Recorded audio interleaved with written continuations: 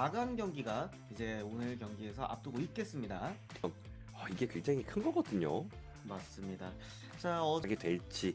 지난번에 또 그 심연의 부름 때는 생존자리는 우리 히아킨 선수 그리고 퍽팀. 그렇습니다. 그리고 UD 팀의 팀 소개예요.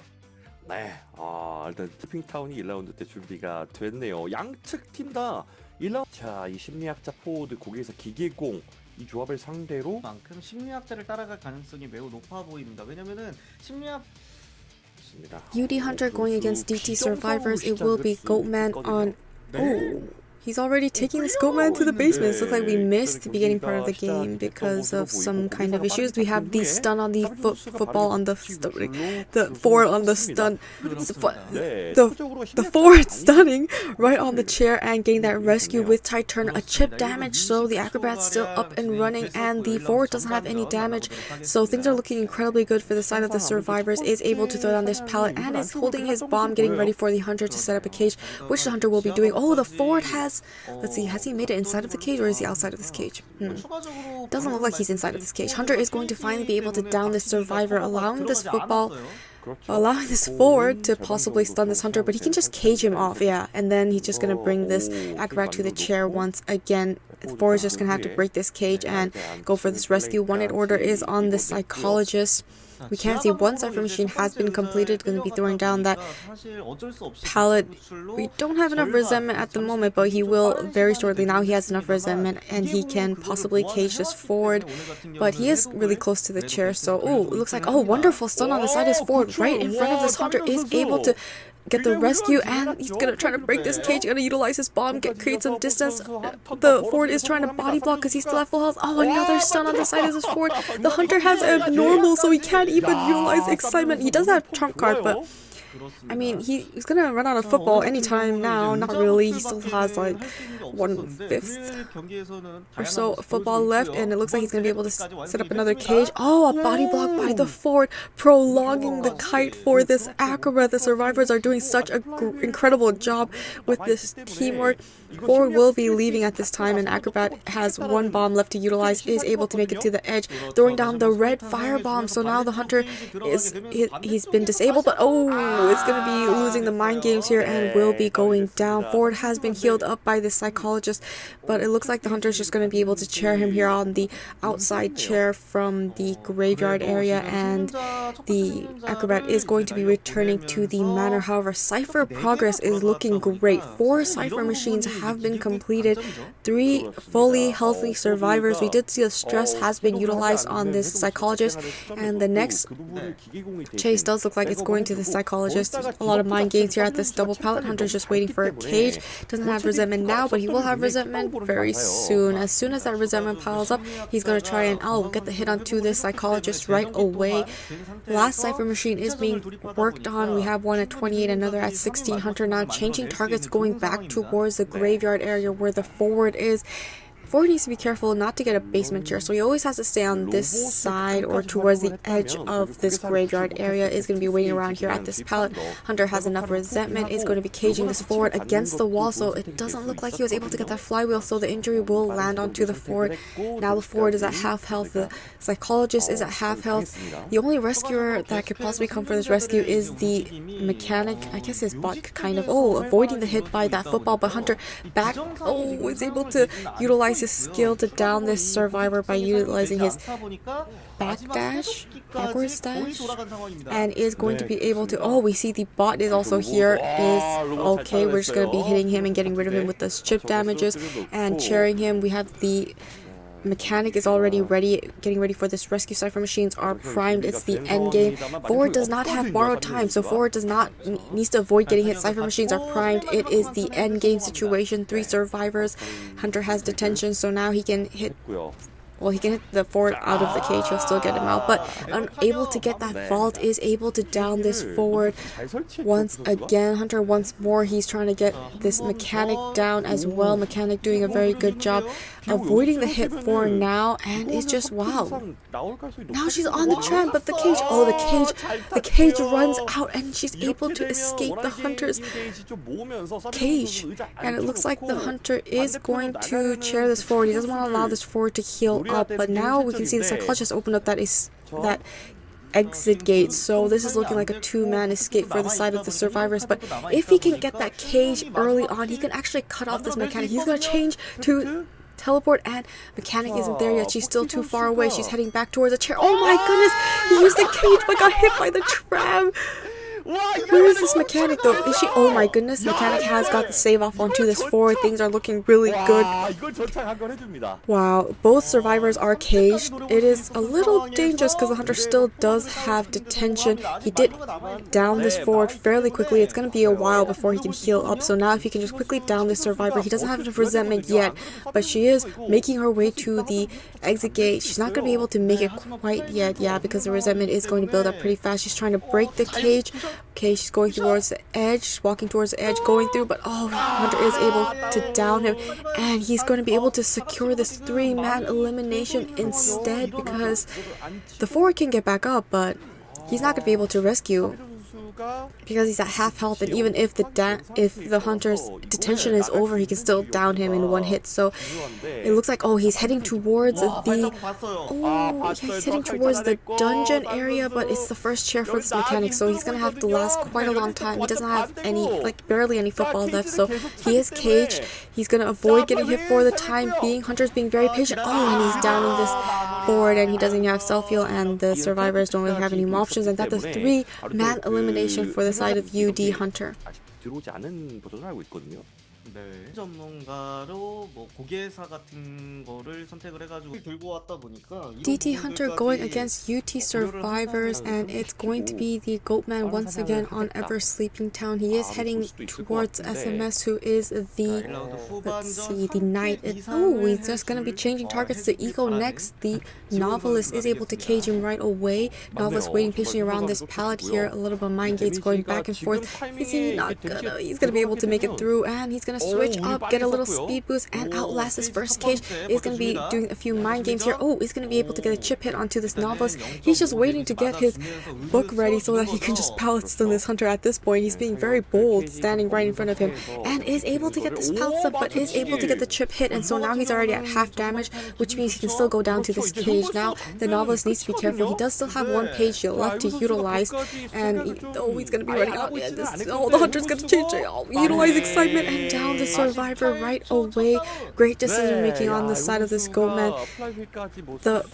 The novelist here was being very bold and just staring at this hunter, collecting the book pages so that he can just quickly utilize his skill. But the hunter did he change? Yes, he did change to excitement. So now he doesn't have a trump card available anymore. But I mean, as long as he can down these survivors fast enough, it's not going to be much of an issue. Is going to get the rescue with the shield, so now he can body block and prolong this. Oh, it's gonna set up a cage here with the tram, and the person getting the hit is what's his face? Oh my goodness. The knight is gonna put up two predictions, attack and attack. Isn't able to get those two predictions right. The hunter was waiting for it, and he is able to get that window vault. Outlast yet another cage. Hunter does not want him to continuously loop around these pallets, so he is going to be breaking at least one pallet here because it's a very strong area. Oh, we see a body block here, but another chip hit onto the knight because it does look like he was body blocking for him, and another pallet mind games here at this pallet is going to be taking another chip hit. So these chip hits are actually buying a lot of time for this novelist. Is going to be finally utilizing his book and getting the pallet stun because he knows that excitement was just used, so he can now get that pallet stun, and it looks like he's able to throw down these double pallets here, buying him more time. We have a lot of resentment, so he can still stack up a lot of cages. We see, he's going to be avoiding he's going to be caught in the middle and finally downing this novelist for the second time. However, Cypher progress is looking pretty good. We see 2 Cypher machines have been completed. The 3rd and 4th Cypher machine are over 50% at around 60%, and the last Cypher machine at 16%. Xian is in this area, and that is the airplanist. He has Tide Turner available to use, so they may be going for this rescue so that the other 2 survivors can continuously decode. Hunter is going to be caging this survivor. He's going to wait till he's hit. Oh, he got the flywheel, but the hunter was patient and he hit him afterwards, getting the injury onto the airplanist, and the airplanist, however, was still able to get that rescue before he expires with Tide Turner. He's going to utilize his book to try and stay alive a little longer. Hunter backsteps, and it is, there's the cage runs out and he's able to prolong this kite, setting up another cage. We have a pallet here. Oh, isn't very... The hunter... Wait, let's see.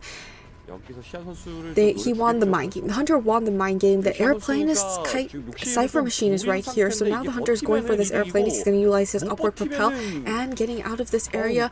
Hunter's just going to be breaking this cage so they can at least secure this one-man down situation. In the first half, we did say the UD hunter was able to get that 3-man elimination. So he needs to at least secure that one-man elimination. And we can see the cipher machines are... The fourth cipher machine will be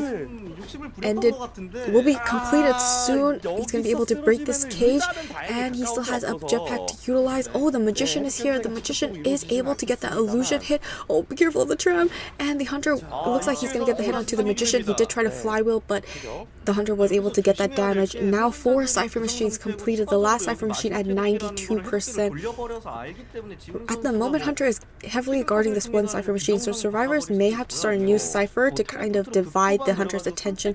Survivors are trying to get healed up, but the hunter has already found them, is going to be caging this airplanist, utilizing his last jetpack. Hunter, oh, trying to back into the survivor, but he was patient, and he left that, outlasting this cage once again. Cyber machines are primed. Cyber machines are popped. It's the end game. 3 survivors. Hunter is able to down this airplane. Airplanes also did not have borrowed time, so they had to pop this cipher machine as quickly as possible. And it looks like he's going to be bringing him to the chair for the first time. UD survivors want to at least get that 2-man escape so that they can get the win for round 1. Hunter is now heading towards the gate. We see one of the survivors open up the gate. The other survivor is waiting around the middle, because if the hunter does commit onto the gate, oh my gosh, he's so close to the survivor hiding around the middle. Is he gonna... Oh, he's gonna spot him out. So he spots out the magician. He's gonna utilize his illusion and avoid getting hit. Is going to be able to, get the down onto this magician. The exit gate's open. Are they just gonna take this 1-man escape? They don't want to... Okay, hunter's gonna change to teleport. He's gonna force the survivor out, and unfortunately it looks like it's gonna be a 3-man elimination for the DT hunter as well, tying up round 1. 이제 마무리가 되겠네요.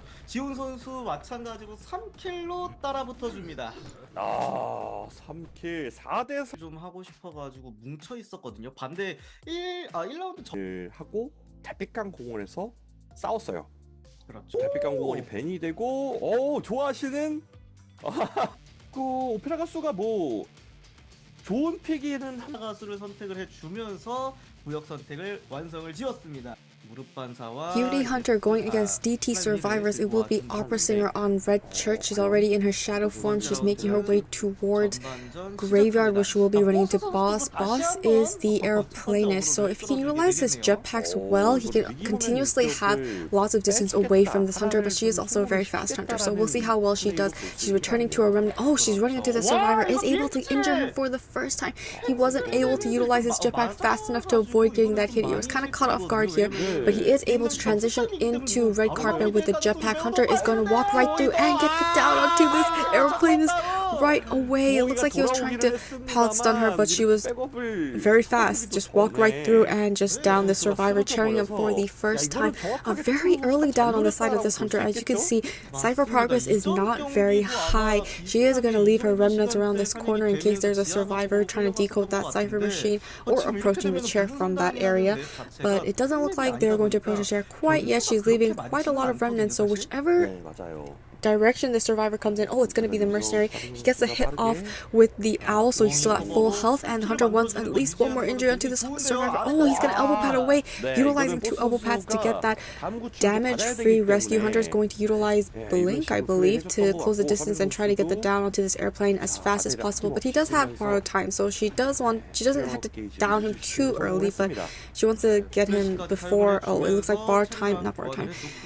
Tide Turner has run out, so his rebound kite is quite effective at this moment. Trying to get an extra hit on that mercenary did give that ability for this airplanist to get away, is able to get that pallet vault and kite for even longer, utilizing all of his jetpack. He's going to be running into the hunter here and will be going down for the second time. 2 cipher machines have been completed, the 3rd cipher machine at 42%, and we have wanted order on the novelist, but he's quite far away, and we see the full health mercenary, so most likely the mercenary is going to come in for this rescue, unless if we look at Tide Turner. There's no other survivor with Tide Turner except the airplanist, but he's chaired, so he can't even utilize that trait at this moment. Hunter's gonna leave a lot of remnants here. The survivors may opt not to rescue because he's very far away, and so it looks like the hunter did notice this since he's almost expired. She's transitioning to the next survivor. She is going towards Chick, but Chick has already left his cipher machine and he's transitioning away. So one survivor already sent back to the manor. They're still missing their last cipher machine, and so this next survivor needs to take quite a long, needs to occupy the hunter a lot so that they could get that last cipher machine started and prime up the remaining 2 cipher machines. And the hunter isn't able to locate the survivor for the time being. Oh, she doesn't see the seer. She thinks there's a survivor hiding. She has tinnitus getting fed to her in this direction. He's hiding next to Shaq, and the seer is hiding inside of the church. Hunter is going to go ahead and vault this window and go after this seer. He already utilized his owl to take a hit for the mercenary. Oh, it's gonna get a hit through the window, damaging the seer for the first time. Hunter did take quite a long time choosing a target, so we do see more progress on the cipher machines. Hunter's now going to push the mercenary away from this red carpet cipher machine, and he is her next target. He doesn't have any elbow pads. He actually has 1 elbow pad. He is able to get the pallets done onto this hunter, able to transition away. He's waiting around at this next pallet. Gonna utilize all the pallets in this area to Hunter's gonna return to her remnant. Oh, and the blink, and is able to get the hit onto the mercenary. Wonderful timing on the side of this opera singer, and it looks like mercenary is going to go to the wall's corner. Cypher, and he's gonna obviously be going down because he was hit twice with that blink. I mean, he was hit the second time with the blink and is going to be able to chair him near this red carpet cipher machine. So now she's going to be able to protect the cipher machine, but there's 3 ciphers with progress. So even if he's chaired here, they can still work on the remainder 2 cipher machines to prime those up. We already have a survivor in the vicinity feeding tinnitus to this hunter. So she knows they're going to be coming in for this rescue, maybe an after half rescue, we don't know. Oh, we see the novelist switching places and he's getting closer to the chair, taking the hit and getting the rescue before half onto this mercenary. However, all 3 survivors are now injured.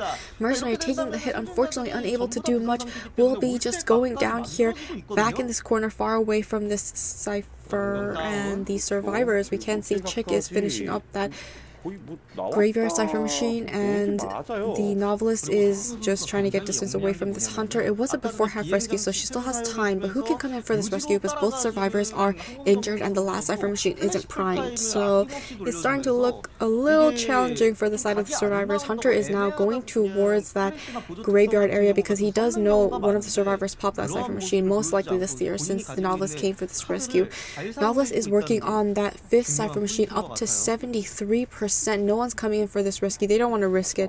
If they commit too much onto rescuing the survivor when the cipher machine is not ready, it's not going to work out, and they're just going to end up with a double down situation. So they're being very safe here, and the mercenary will be sent back to the manor. Hunter is now going to this last cipher machine, but he has already left. We see Chick is now back on this red carpet cipher machine. The novelist is in the opposite corner cipher machine next to Shaq, and it looks like the hunter is going to be going for this seer next. Oh, she's going to have to block because she messed up that dash.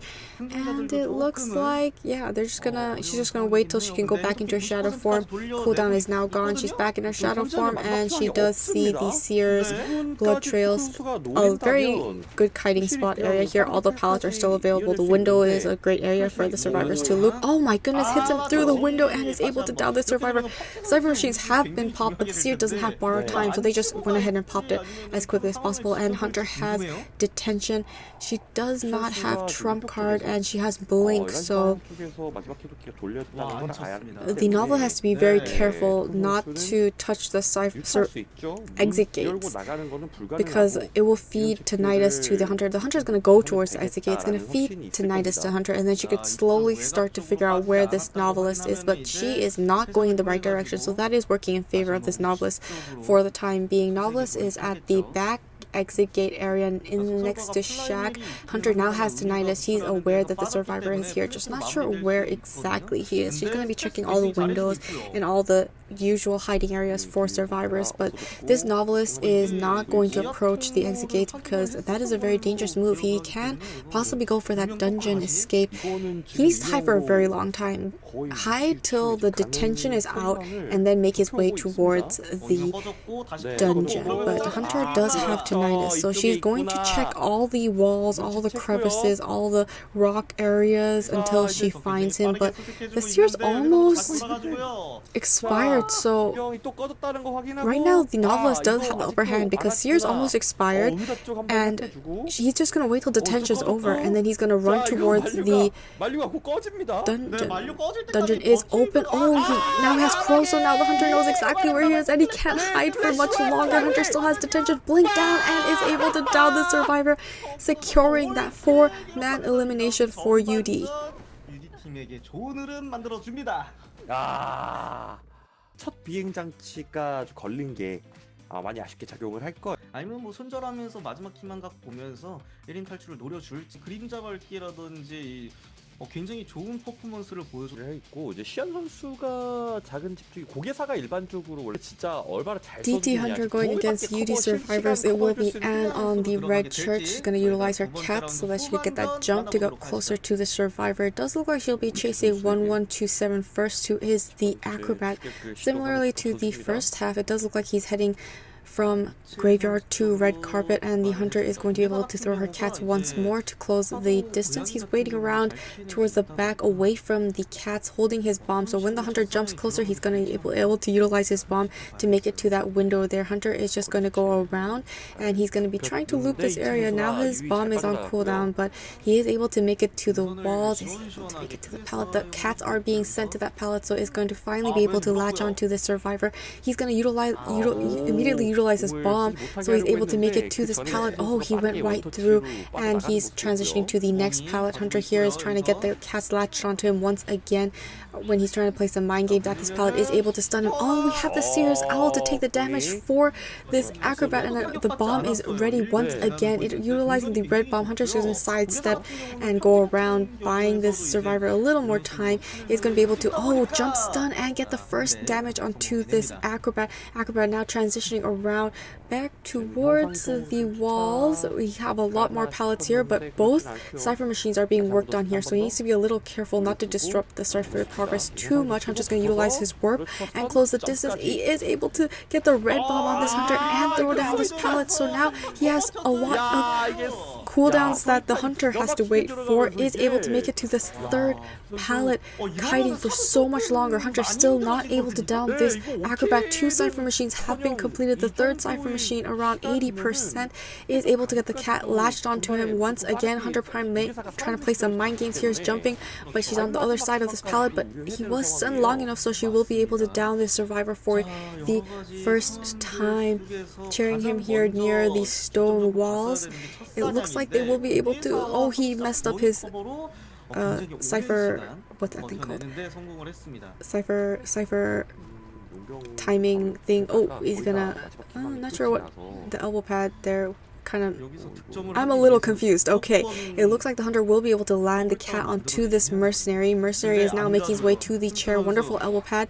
Never mind, he was stunned, and he is going to be able to get the save onto the survivor, and he's going to get the double down situation because she got a hit onto the mercenary once again, and now she's back on this acrobat. Acrobat just going towards this corner, so looking very strong in the beginning, but that double down situation does hurt the side of the survivors. However, 3 cipher machines have been completed because he does have that borrowed time effect, allowing the mercenary to be hit but still able to pop that cipher machine close by. Second chair for this acrobat. We see the last remaining 2 cipher machines are being worked on, but 1 survivor needs to go for this rescue, so that means that last cipher might not be primed quite yet. Hunter already knows that the psychologist is coming in for this rescue. She's caught out too far away from the chair. She may have to abandon this rescue. And the, let's see, seer is, we don't know where the seer is. So it looks like the hunter is just going to change targets and go for this psychologist here. The psychologist being very patient and is going to be taking the hit. Unable to stun this hunter. She's transitioning to the next pallet, but the hunter has cats ready, and it is going to not latch onto her, but she is going to be able to get that another hit onto this psychologist. They did not get that backdoor rescue, and the seer is going and picking up this forward mercenary, and the hunter is able to down this psychologist. Last cipher machine, I believe, is the graveyard cipher machine, possibly. Possibly. No, it might be the backgate cipher machine. Hunter's gonna bring this psychologist all the way to backgate cipher machine. So it looks like the seer is gonna be waiting around near Shack to get that rescue, and the mercenary is gonna try and prime up that cipher machine. Oh, they're starting a new cipher machine. Right, okay. So things got a little complicated because of that double down situation on the mercenary. And the hunter is just waiting for the opportune moment. Will he be able to? Mercenary has the decoding debuff, so it's gonna take quite a long time for him to prime up this cipher machine. And Hunter has already found this seer far away from the chair, so now it's getting really dangerous for the survivors. He flywheels, but the hunter is very patient. He is able to get the hit onto this psychologist. Now she's going back towards the chair. She has warp available. She's gonna utilize warp, and now they're unable to get that save. And so things are getting very complicated for the side of the survivors. They still haven't been able to save this survivor. They got the 4-man, the UD hunter got the 4-man elimination. Oh, is able to get the hit onto this mercenary. He's able to get the rescue with his delayed damage. And now this is going to help the survivors. Things were looking very dangerous, but getting that one rescue really does help a lot. Now the psychologist is trying to go as far away from this downed mercenary, and she can't take another hit. So she's going to take another hit and transition away, allowing this mercenary to hopefully heal up. And now the seer is trying to prime up that graveyard cipher machine. The psychologist is going towards the opposite side of the corner map here, and the hunter is going to have to vault in order to catch up to this psychologist, since she can't go all the way around. She might lose her. Psychologist has transitioned back to the stone wall areas, but there's no pallets here, so she's gonna be going down, and she will be returning to the manor because she was saved after half, and the cipher machine's not quite ready. Hunter just utilized warp, so if they can just pop that cipher before the hunter can make it back to the mercenary, he can still get up because he does have borrowed time. The seer, however, does not have borrowed time, so it's a good thing the hunter's going for this mercenary instead. 94%, 95%, it's almost primed. 98%, and the cipher machines are popped. The mercenary is back up, and the cat latches onto this mercenary. Hunter's going to be breaking this pallet here so that he can't loop this area. Has one more pallet here to work with. Hunter breaks this pallet. She jumps towards the mercenary and downs this mercenary. He doesn't have any elbow pads. Can Ego open up that exit gate? Warp is up in 1 second. Now it's like the end game, but mercenary does have self-heal, so it's not completely over. If the seer can buy enough time, exit gate is only at 7%, so the seer can't open up this exit gate. The dungeon is at graveyard. Hunter is unsure if she's going to just go ahead and chair this mercenary or try to pressure this exit gate. Seer's back on this exit gate. It's at 23%. The hunter is going back towards this exit gate. The mercenary is healing himself back up. And so now it looks like the seer has to take the kite. The seer has the kite long enough for the mercenary to heal up and get the rescue. Oh my goodness, the wonderful jump and downing by the Anne, downing this seer for the first time, I believe, and is going to be dragging him closer to the back gate, and then gonna go for the down on this mercenary because now mercenary does not have self-heal left to utilize. Hunter, oh, she's just gonna chair him right away and go for this mercenary, possibly. Looks like she's sending her cats towards the mercenary, but the exit gate looks like it's opening up. It's at 90%. The mercenary is able to escape, getting the win for round 2 for the side of UD. 이거는 또 데리고 오는. 이게 초반 동선 자체가 샤수서 처음에는 조금 맵을 선택을 해가지고 그쪽에다가 뱅카드를 소모시키게 된다면 훌라도 하고요. 네. 반대로 DT팀 미치코 보여준 마을에서 원거리로 이제 해독기 잠그면서 해독 경기 어떻게 풀어나갈지 저희가 만나보도록 하겠습니다. 구역 선택. 어차피 나는 안 DT Hunter going against UD survivors is going to be Clerk on Lakeside Village. She's heading towards SMS or towards Ego. It looks like it's going to be SMS. It is the Explorer. He's already opened up his book and he's in his mini form right now. So the Hunter may have a little bit of trouble looking for this survivor if she can check all the little grass sprouts that are in this area. Isn't able to find the survivor. Now she's looking in the wrong direction, allowing this time for the survivor to actually move away. Tinnitus has disappeared for a little while, so she knows that he's actually escaping her vicinity, and now she's going to be heading towards Eagle to try and slow that cipher progress while she's looking for this explorer. She may just choose not to look for this explorer, especially if it takes too long. You can see her looking at the ground as she walks, most likely for hunt, but also, you know, in case the explorers, like, you know, hiding in the little blades of grass. It looks like we'll get football away from this hunter right away and is able to make it to that window. Isn't going to be vaulting that window in case the hunter gets a recording. So it looks like he's just going to be looping this area. Ooh, blink hit and getting the first hit onto this forward. Forward's going to make his way up the stairs. He's going to utilize all of his football to make it towards that little hole, and he's going to drop right down. Hunter's going to be following him, and he's making his way towards the dock. Cipher machines are working, and we do see we already have a 50 page on the Explorer, so they have much more progress than that's actually shown on the left. Forward doing a very good job occupying this hunter's time, utilizing a lot more of his football. Now he doesn't have much left. Going to be playing some mind games here at this pallet. He's not going to throw down that pallet because the hunter started recording him, so then he decided to move on, and that allowed the hunter to get the down onto this forward, cheering him for the first time. We can see that he will be cheered here on the docks. Not a very good cheer for survivors. It's very hard for survivors to get that rescue, and since there isn't any obstacles around, oh, it looks like the hunter has seen the meteorologist. She can get to the chair safely by utilizing her cloud, and that is exactly what she will be doing. We'll be dropping down a little early here, but now she's close enough to the chair. We'll be taking the normal hit and getting the rescue off onto this forward. She's going to flywheel right in front of this hunter, but she's going to still be able to get the down onto this meteorologist. Now it's looking like a double down situation for this Clerk. We do have a little bit of football left, but will that be enough? I'm not sure. Now the forward has to die as far away as possible from this meteorologist. It looks like she's just gonna pick up this meteorologist and take her to the chair, which is a good thing for survivors. Now they're taking turns on the chair, buying more time. She's gonna have to work a little harder to send one survivor back to the manor. We already see 1127s coming in for this rescue. It is the acrobat. He's gonna utilize his bombs to try to get closer to this chair. Hunter is going to be swinging, and it looks like she is able to get the hit onto this acrobat. He is gonna take that hit. He's gonna utilize his bomb, get that rescue, and no tide turner once again. The only survivor with tide turner, well, there's two survivors with tide turner, is the forward and the Explorer.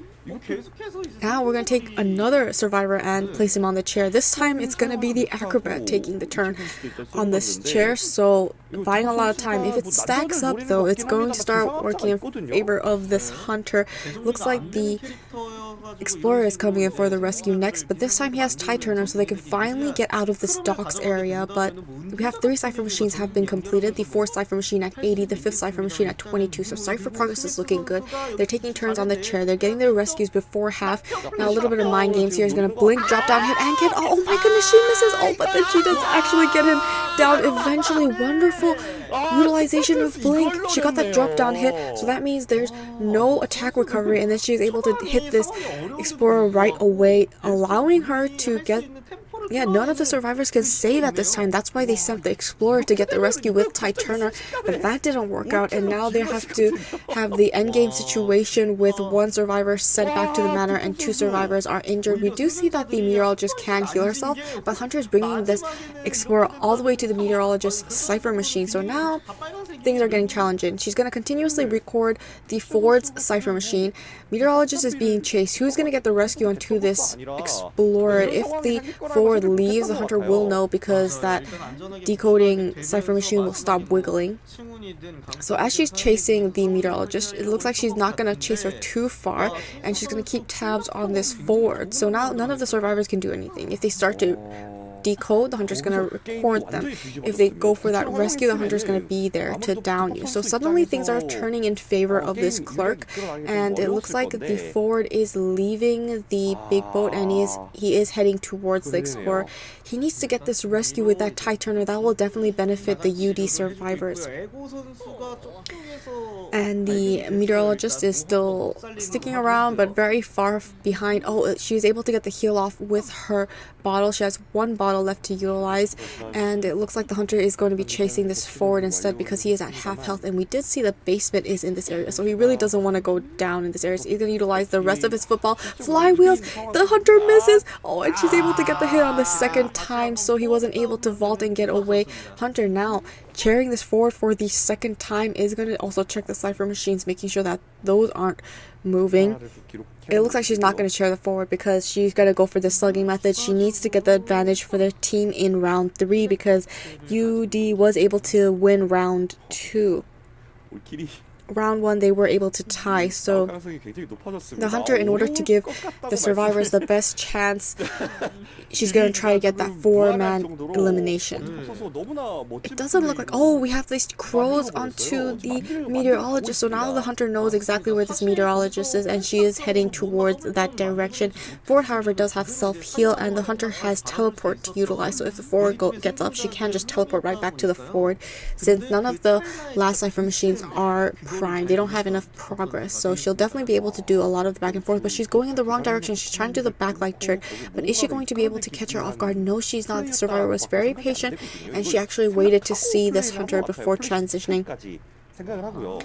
She is looping this shack area. The basement is on this area. She blocks off that window with her vault. She's checking the big boat cipher machine, but the Ford hasn't gotten up yet. She's closing in. She's getting real close. She does have a push, and the hunter is going to swing, but oh, she's going to push her hunter back. Now she has no items left to utilize. And the Ford still hasn't gotten up quite yet, so it's going to be taking a hit here, and she'll be throwing down this pallet. Hunter will be utilizing that recording to bring that pallet back up. Now she's transitioning to the triple windows near the little boat. Ford still not getting up. He might just try to bleed out and try to get that dungeon escape. He has 2 pallets here to work with. Hunter's going to record that, so she's going to be able to... Oh, she's able to get right through. Is able to also walk right through. The hunter, oh, is going to finally be able to down this meteorologist. Now the hunter needs to... Oh, she's going to start picking up this meteorologist. She's either going to chair him or drag her closer to where she thinks the Ford will possibly be hiding. Basement? Not basement. The dungeon is near big boats, so I'm not sure if the survivors are aware of this fact, but oh, she's able to struggle, and this could possibly buy even more time for the Ford to actually bleed out as she makes her way towards the dungeon. But the hunter is nearby, so it's not sure how they're gonna make this happen. But oh, she's gonna down her right away. Teleport's still available. Hunter's gonna teleport to big boat. The Ford has gone away, and he's in that little exit gate shore corner. Hunter is unable to find this survivor. Is going to realize the dungeon is down here, so she's going to check this entire area because she doesn't want to allow this Ford to escape. Both survivors have self-heal, but the hunter hasn't been able to find any of them yet. And it looks like the hunter is heading back towards the meteorologist. No, she's still looking for the Ford. Okay, so she's going to continuously look for this Ford. What is the plan here? She's going to get a recording of her hitting so that she could utilize that later on. She's going to check the big boat once again. It looks like Ford is able to just bleed out. We see that the meteorologist is slowly crawling towards the dungeon, but if the hunter sees the meteorologist, she can just pick her right back up. It looks like they're going for the bleeding out method where, oh, the hunter has seen this meteorologist. Meteorologist has gone back up. The Ford is almost bleeding out. The hunter is able to down this meteorologist. Now the meteorologist can't get the basement. She is forced to chair this meteorologist because if she just goes for the Ford and hits the Ford, meteorologist is going to crawl to the dungeon and just get that escape. So now she's going to have to take her away from this dungeon. Is she going to actually chair her though? That's the question. It doesn't look like she's going to chair her. She wants to secure that 4-man elimination with no issues. So she's just going to let her struggle once again. The Ford is up, and she's not going to be able to bleed out anytime too soon because she wasn't on the ground for too long. So she is able to down this meteorologist. Ford is back up, and the hunter is going to utilize teleport to go to big boat. Oh, never mind, to the docks on big boat. He's checking the ground areas. He's not here. She knows he has to touch a cipher machine because he hasn't gotten crows yet. But she just doesn't know where he is. She's going to be checking the corner walls area here, getting another recording ready. He's not over here. She doesn't have tinnitus, right? Now she can get tinnitus because he has gotten up. It looks like he's just gonna go for the hiding method and try to bleed out the meteorologist next. But it is a little more dangerous because he does feed tinnitus to this hunter if he's caught. So he's very careful not to touch the cipher machines. Hunter is going to be picking up this meteorologist once again, and now she's dragging her towards the middle of the map, more towards Big Boat. She's getting closer to the forward. Now tinnitus has been triggered. Where is she taking her? Is she going to chair this survivor? Okay, it looks like she's going to be able to struggle free once again. Hunter is trying to get the recordings to get the hit. Oh, is able to get the chip damage on her, but only one chip damage, so she still has to hit her one more time. Isn't able to get her with that recording, so 75% damage. Hunter is catching up to this. Meteorologist is able to down this meteorologist once again, checking the cipher machine. The forward is doing a very good job not getting crows and hiding from this hunter. Hunter is going to be bringing this meteorologist all the way to Big Boat, where she knows the survivor is because she has tinnitus. Now she finally sees the forward. Oh, and the meteorologist able to struggle once again, and she's kiting. This is going to be a long game. Is able to get that vault. Oh no, she's not. She's going to get the terror shock because the hunter did block that window before. And the hunter is dragging this meteorologist around once again. Now she knows the general direction of this forward. So, yeah. It's gonna be the long game. We're gonna play the long game. She wants to secure that 4-man elimination. Is she gonna finally chair this survivor? Okay, she struggles free yet again, so now she has to down this meteorologist once again. Is able to get that window vault, and she's heading towards this pallet. No mind games here because she's getting recorded. She doesn't want to get that recording, and she's going to be able to down this meteorologist once again. Hunter's going to teleport to Big Boat, where she knows most likely the forward will be heading towards. Before is already downstairs, and he's already leaving this area. No tinnitus triggered, so the hunter knows he has left the Big Boat area. Now, 4 is just waiting for this meteorologist to bleed out. So now, either the meteorologist bleeds out or the forward bleeds out if she downs him, and one person goes for that dungeon. So she's continuously scouting the area around the dungeon and making sure the survivors aren't anywhere close by. It looks like the forward will be checking the chest box. He has an elbow pad. That could possibly help him get that dungeon escape. We'll see. It looks like the hunter is heading in the right direction, still unable to see this forward. He's now at the docks. Hunter, does not see the forward, so now she's just going to be dropping down here. The meteorologist is almost bleeding out. Forward has an elbow pad. He's close by. Tinnitus is triggered. Hunter now knows he's in this area. Okay, the meteorologist is bleeding out. The meteorologist is bleeding out. Hunter has a recording. Gets a chip damage. He's gonna... elbow pad! He gets a dungeon escape, and that's a one-man escape for the side of UD.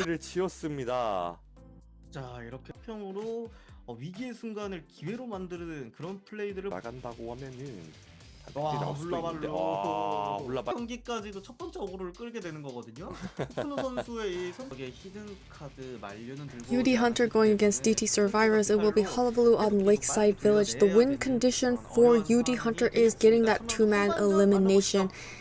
2-man or more is the win for UD Hunter. The side of the survivors, they need to get a 3-man to escape. They need to get the 3-man escape to win and move on in this competition. Anything less is going to be the win to UD. So it looks like the first chase is going to be the coordinator. Already has the black bomb and the red bomb on her so far. She's looping this area. The clones. She's gonna get a sneak stun gun attack onto this hunter, and he's going to be stunned for quite a while as she transitions away to the triple window area. Hunter does have his clones ready, so isn't able to get that white bomb onto her so far. Avoids the white bomb once again. Now he's gonna spin his wheel. Is able to finally injure this coordinator.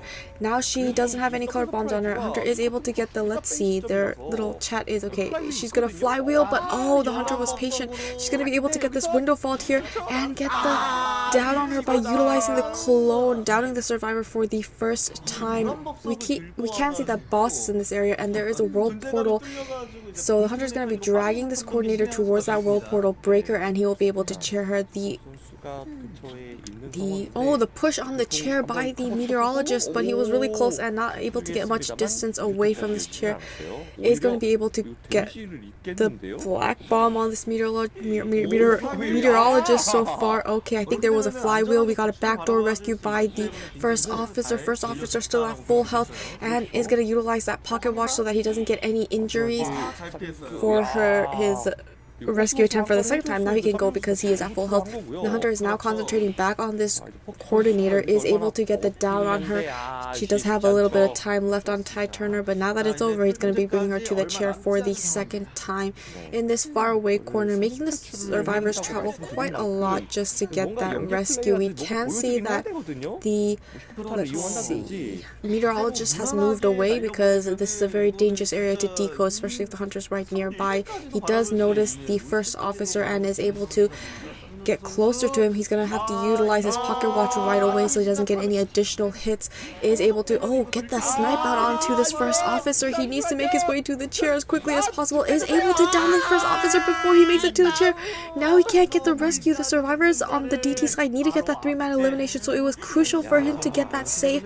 But now the first survivor is sent back to the manor, and the situation is looking incredibly good for this hunter. This is a big map. They only popped one cipher machine so far. They have a lot of progress all around, but they need to finish up these cipher machines because they still need to transition between these cipher machines and finish them up, and that's going to take a long time in this big map. As I mentioned before, Hunter is getting the red bomb and the white bomb on this meteorologist. Needs to avoid the black area, but is able to snipe her out. She's going to utilize the cloud to try and get closer to the chair, but the Hunter snuffs her down, and now she's down. Hunter's changing to teleport, and now she's going for this priestess next. The priestess is able to buy more time by getting that pallet stun, and the hunter is trying to get a color bomb on her. Let's see, he isn't able to get a single color bomb on her, is finally able to get the red bomb on her and the white bomb. Now she's going to transition away from that black area, but he has a clone ready, and she is going to be hit for the first time. We see the meteorologist has healed back up, so she could possibly go in for that rescue, and it does look like she is able to get that rescue, but the hunter has downed this psychologist, so now he's going to be cheering the psychologist for the first time. 2 survivors are injured. They have to pop these cipher machines. It's looking like a win for the UD side at the moment. However, it's not over till it's over because it is the first chair for this priestess and they do have more time. However, it's in the complete opposite corner of this map. Now the hunter is heading back towards the first officer. He doesn't have any items left and he's at half health, so it does look like the meteorologist is going to leave, possibly heal herself up and go for this rescue. Now the hunter is back on this survivor, already has the red and white bomb on him right away, needs to avoid the black zone, but the hunter's closing in. She's changing the rotating wheel, is able to snipe him down, and he's on the chair once again. The rescue was after half, so he's going to also be returning to the manor. It's looking like so far a 4-man elimination because they don't have enough cipher machines finished. They have a lot of progress, but they don't have enough cipher machines finished. The first officer is going to be returning to the manor. The hunter once more. Teleport is up in 3 seconds. Hunter is just going to be utilizing his dash, and he's going to be able to find boss once again, who is the meteorologist, and it looks like the hunter is able to get the red and the black bomb on this meteorologist. Oh, wonderful push by this meteorologist, sending the hunter a little further away, allowing her to get to this pallet here, but the clone will be up in 2 seconds. Is able to not snipe any new colors. He needs to get the white bomb onto this survivor. Is going to be changing his clone's position, but is able to avoid the hunter for a little longer, but is going to be sniping her down. Downing this survivor once again. She doesn't have self-heal available because she self-healed herself to get that rescue onto that first officer. Now the hunter is looking for this priestess next. Oh, Hunter's gonna be teleporting to the opposite corner, but she's not even close over here. She's at this top, the big boat, and it looks like she's going down towards the docks area. Hunter is going to be running right into her. She's running right into this hunter, but the win condition is already met for UD survivors, so they're just gonna try to get more eliminations if that will help them. But yeah, she's gonna utilize her portal, and the hunter is going to be able to down the survivor, and that's a 4-man elimination for UD. Congratulations, moving on up in this tournament. 팀 결승전에 치열했던 해줄 수 있는 캐릭터가 유일하게 공군 총은 이번에는 토쿠노 선수의 오페라 가수가 올킬, 역시 주도권 아오륙 선수, 퉁사오르 선수, 쭈 선수가 준비를 하고 있고요. H10 선수가 준비를 하고 있습니다. 그렇습니다. 별빛강공원 좀 전체적으로 넓고 생존자가 강한 맵을 오늘 항해사가 좀 안 하고 싶을 수도 있긴 하거든요. 맞아요. 괴에서 11시 방향 네. 그리고 항공 전문가의 2층 보지 않는 1B Hunter going against SOS survivors is going to be Opera Singer on Chinatown. She's making her way towards Cover, who is the psychologist. It's a pretty good chase for this hunter. Since she's a fast hunter, she can quickly get the 3 hits and down the psychologist as a Opera Singer, but we'll see how well the psychologist tries to kite this hunter, is able to get the hit as she's throwing down this pallet, and that will be the first hit onto this psychologist. She will still have to be hit 2 more times, but it looks like she's making her way up the stairs, and the hunter is going to be seeing when she's going to drop down. She's going to go back to her remnant. Oh my goodness, she almost got that hit on her, but she was a little further away, so she is able to throw down this pallet and transition away, but the hunter's catching up with that shadow form. He is not be able to register the hit, but will be finally able to get the second hit onto this psychologist. Stress is now running out, so now she doesn't have that to utilize. If she was hit before her stress runs out, she will be able to get that rebound kite because she has to be hit 1 more time. Is able to get that vault and staying alive a little longer here, waiting at this window because she's aware will be taking that terror shock as she's vaulting this pallet. So the reason why she waited a little is because she was baiting the hunter to return to her remnant, but the hunter did not, and so she will be able to chair this psychologist for the first time. Cypher machines not looking too bad. We can see 2 Cypher machines are almost primed. We have the 3rd Cypher machine at 50, and we do see survivors are moving towards the chair. Lugi is one of the survivors that are getting closer, but Rue is even closer, and Rue is the first officer. He does have Ty Turner, is going to be utilizing his pocket watch because he's caught far away from this chair and he wants to slowly make his way closer to this chair. Hunter swinging but isn't able to quite snipe him out, is going to be running into the survivor and will finally be able to get this hit, but it does look like he'll be able to arrive to the chair, get that rescue before half with Ty Turner, and the hunter gets an immediate hit onto this psychologist, but thankfully not a double down situation for the side of the survivors. 1 Cypher machine has been completed, and the hunter is just going to wait till the Ty Turner runs out on this psychologist. It does look like we'll have 3 Cypher machines completed soon, and a different survivor will have to come in for this rescue since the officer is not at half health. We can see the airplanist does also have Ty Turner, so he can definitely come in for this rescue and buy more time for survivors to decode.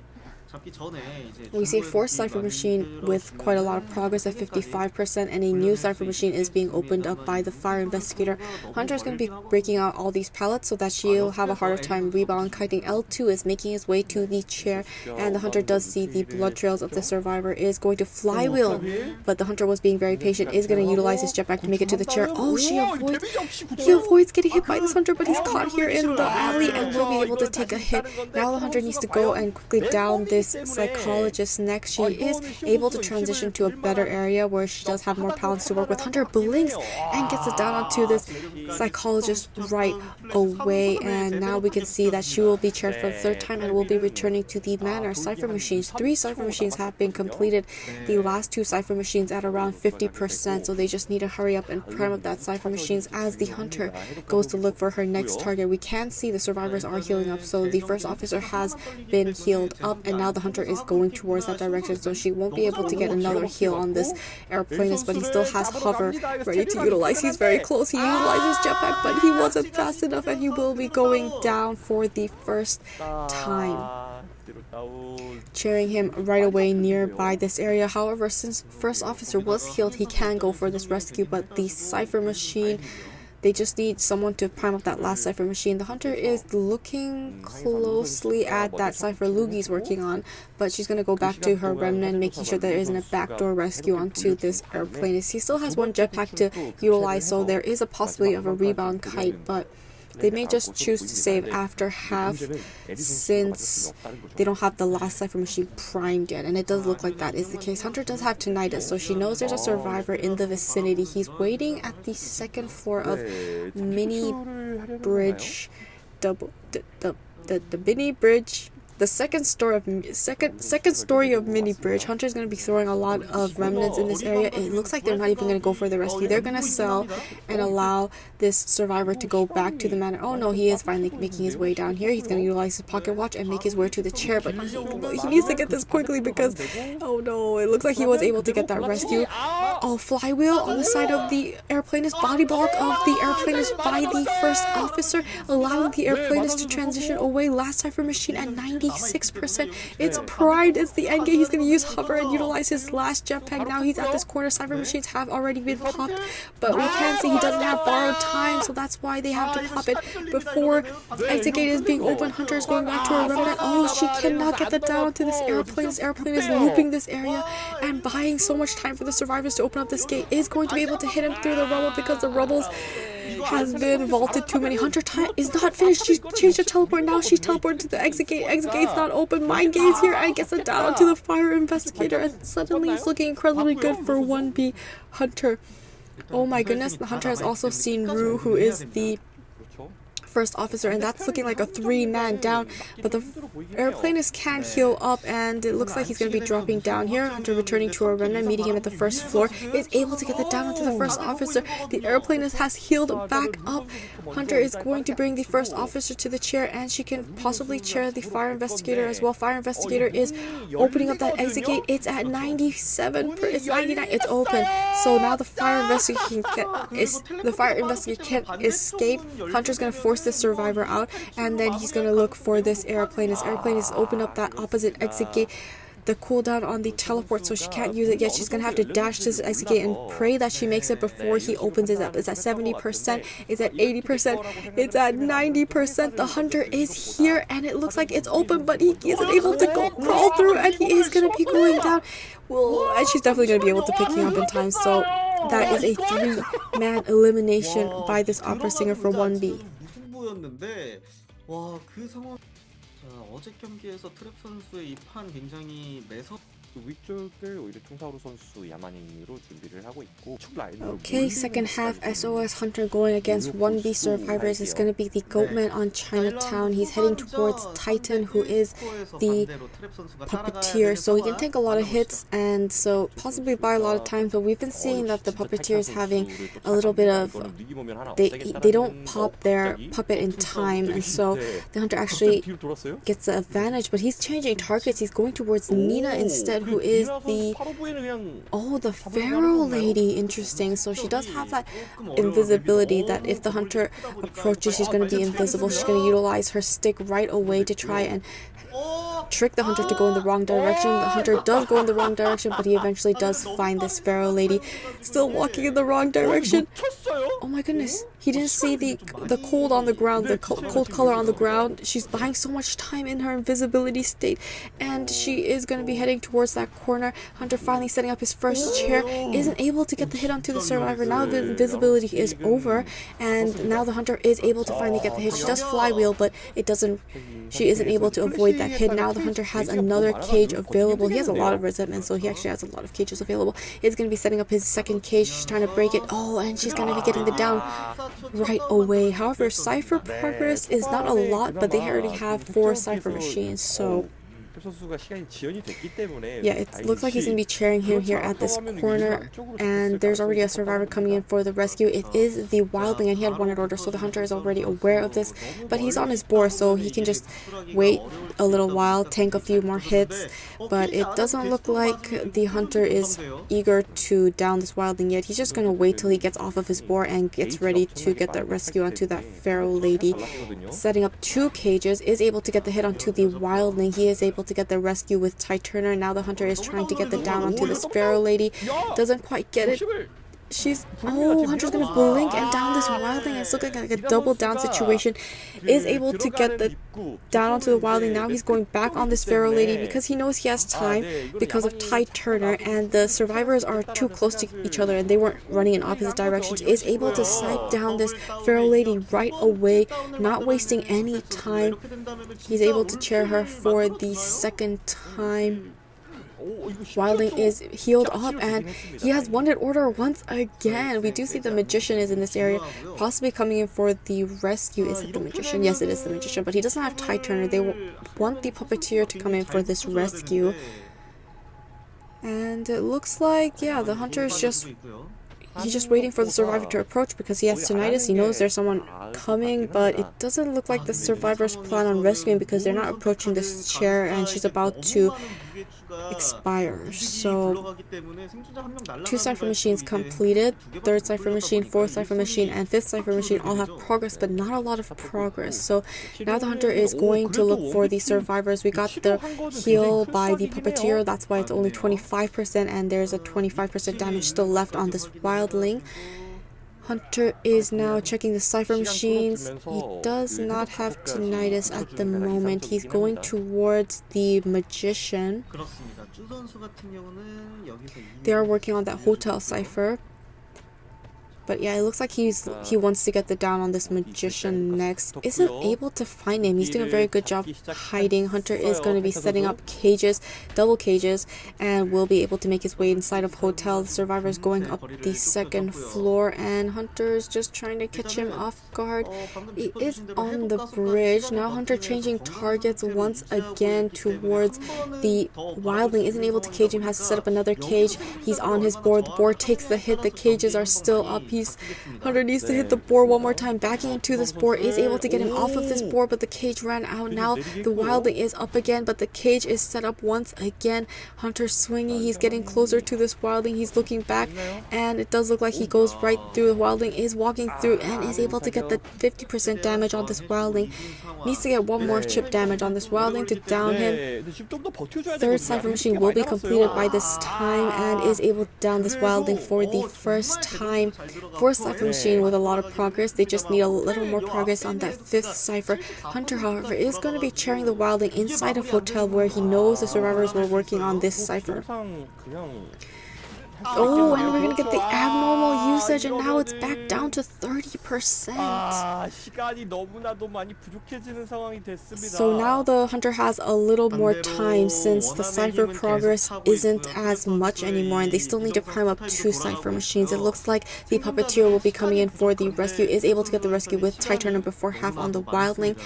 Gets a chip damage, I believe, on the puppeteer possibly, and the wildling is back on his boar. Hunter is swinging, but he's missing. It doesn't really matter if he hits it because he's just going to wait till the boar runs out, sets up another cage, and then he's going to down him. Is going to do that exactly and is able to hit him out of this boar, but still hasn't been able to damage the wildling.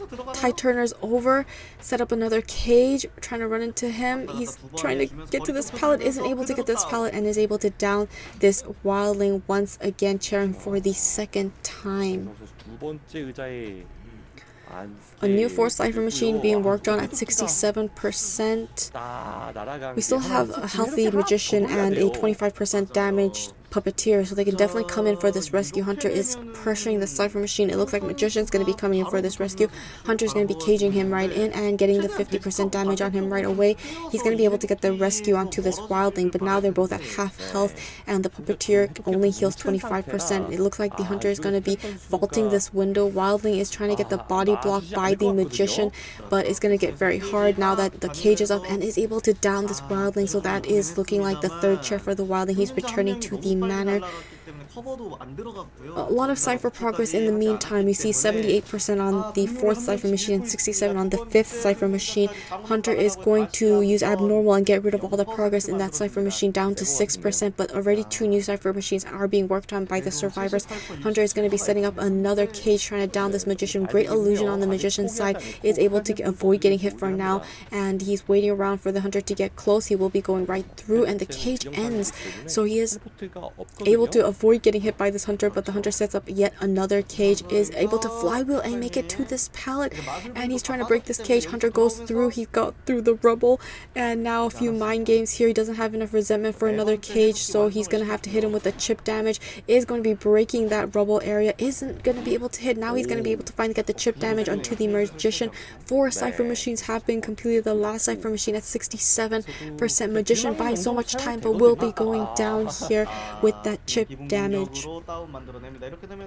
Hunter is looking for that 4-man elimination. He is now looking for Titan once again, but he can utilize his puppet form 2 more times and possibly allow the Magician to heal back up. Magician already healed back up to 51%. Hunter's going towards the tunnel. We do see the basement did spawn here, so he's going to keep tabs of the location of this basement while looking for this puppeteer. Puppeteer is quite far away. He's going to use a double cage to go to the opposite side of the map. He's getting very close to the puppeteer.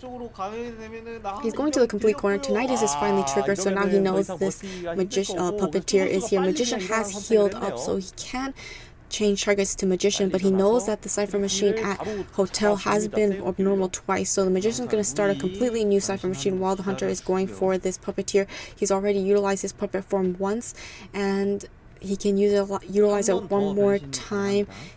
He's made his way to the second floor. Hunter can just go for this Magician and down this Magician once again. He's going to do a double cage, make it all the way to Hotel so that he can down this Magician and take his time downing this puppeteer. Since the Magician has utilized self-heal, he's making his way to the second floor up onto the bridge. Hunter's going to cage this area and hopefully he's going to break it and make his way to the second story of this bridge. Magician's already dropping right down. Not enough resentment for a cage, so it looks like Hunter's gonna have to go for the chip damage or try to keep the... Oh, now we have enough resentment and he's going to be running into the Magician and we'll be able to down him. The last Cypher Machine at 87%. Trump card is available and the Hunter still holding on to Abnormal. Will be picking up this Magician so they can't just pop that Cypher Machine and bringing him closer to that last Cypher Machine at 89%. Will be dropping him here. Has 1 cage available and he can slowly start making his way towards this puppeteer once again. He can still tank 1 more hit because he has 1 puppet left to utilize since he's at half health.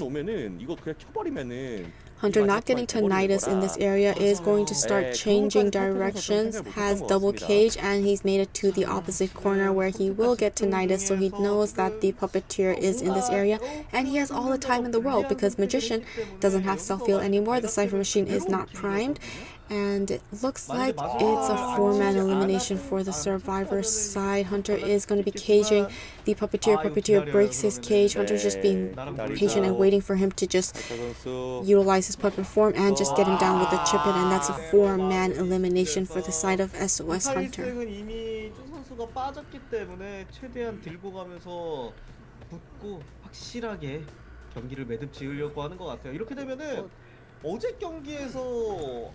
Yep, is able to chair this puppeteer. Now he's gonna make a cage and go towards the Magician. Another cage. Now he's at Hotel. Needs to find the Magician. Magician could possibly be crawling to dungeon, but Hunter knows where the dungeon is and he has plenty of time to get there before the Magician, so it looks like he's going to be checking the tunnel where the dungeon is, and he's going to most likely see there is no Magician in that area. Oh no, the Hunter's going in the wrong direction. If Magician plays this right, he can crawl all the way to the dungeon, but the Hunter will just be waiting at the dungeon, just like standing there because he's going to crawl. He can't get back up, so yeah, it's definitely a 4-man elimination here. Magician is trying his best to make something out of the situation, but yeah. The puppeteer is going to be returning to the manor real soon, and Hunter is going to be making his way back to the dungeon. Magician is crawling his way to the dungeon as quickly as possible, but how quickly can you go when you're crawling? So it looks like the Hunter does spot out this Magician and is able to chair him. It's a 4-man elimination for SOS. 그리고 사냥적인 부분에서 굉장히 특출난 모습을 보여준 자, 그 다음에 이제 둘 중에 하나 밴드더라도 하나 때문에 시호 선수 올킬을 바라보기 위해서 출전을 준비하고 있습니다. 뜬다면은 이제 체류와 비행 장치로 계속해서 4지점 빙글빙글 돌게 도 충분히 있거든요.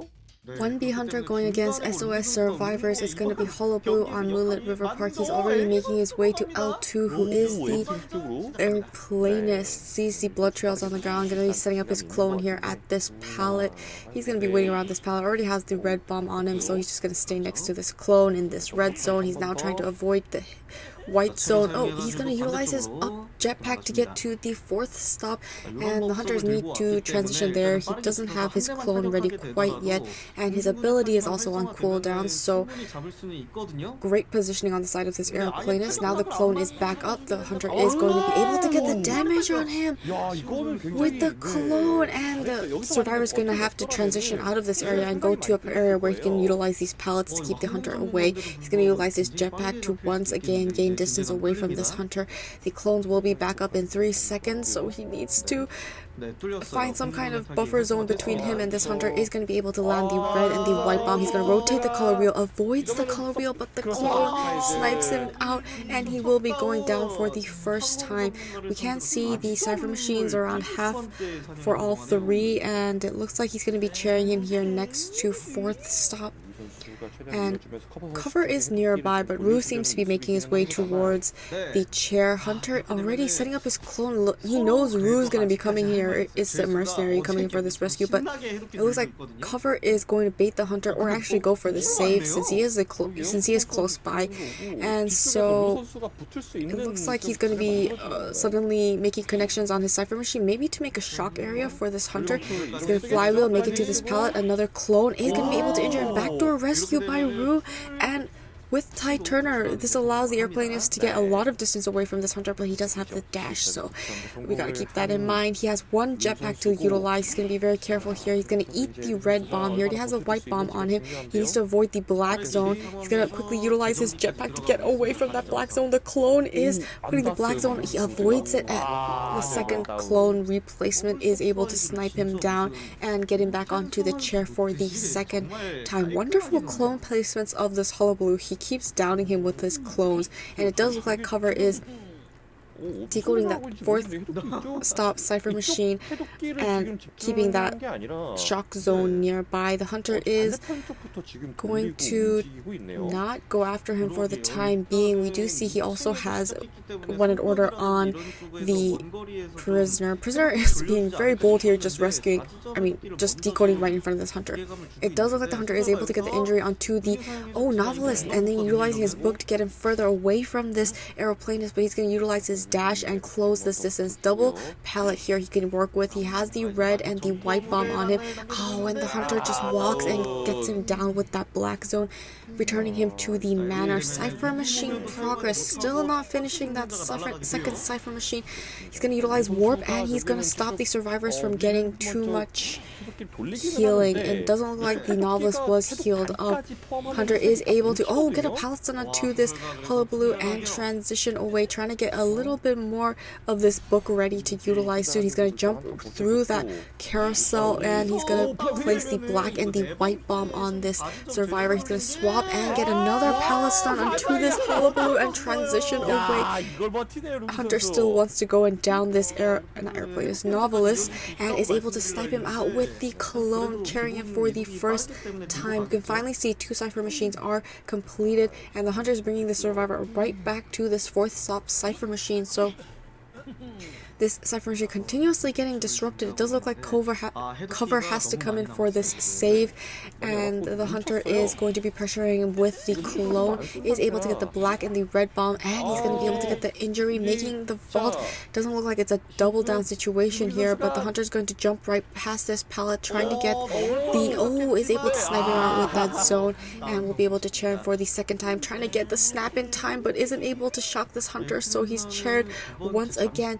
The prisoner is the only person close enough, but he's at half health and is looking incredibly dangerous, and the hunter is taking advantage of the situation.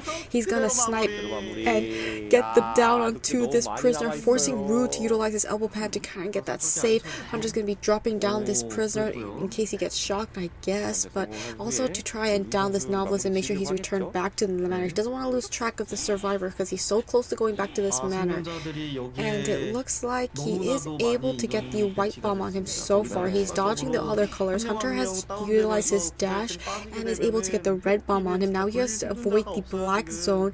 The clone will be up in about 5 seconds. He's looping this area. Hunter is unable to utilize his ability to down him yet, but now the clone is up and he is down right away, taking the survivor to the chair for the 3rd and final time. And he's just gonna pick up the prisoner next, since the prisoner doesn't seem to be getting healing up. But it does look like he's looking for the slugging method, so now he's gonna go and down this mercenary. But mercenary is at full health, so it may take a while and give the prisoner the opportunity to set up something for the endgame situation. Does look like mercenary is able to make it to the second floor. Hunter's going to utilize his dash to close the distance. He is going to be taking that window vault. Hunter dropping down right away. The clone is ready. The dashes are ready. He is able to get the red bomb onto this mercenary. Mercenary has a syringe for later use, is going to be able to get the hit onto this mercenary. The black bomb is already reapplied, the white bomb is placed, and now he just needs to get the red bomb. The clone will be up, and oh, he's going to just teleport to this prisoner because he utilized self-heal. So if he downs this prisoner, he's free to just take all the time he needs to down this mercenary. Is going to be able to get the snap onto this hunter, but it's only going to buy him a little bit more time. Is going to use flywheel, and he gets rid of all the clear bombs except the black one.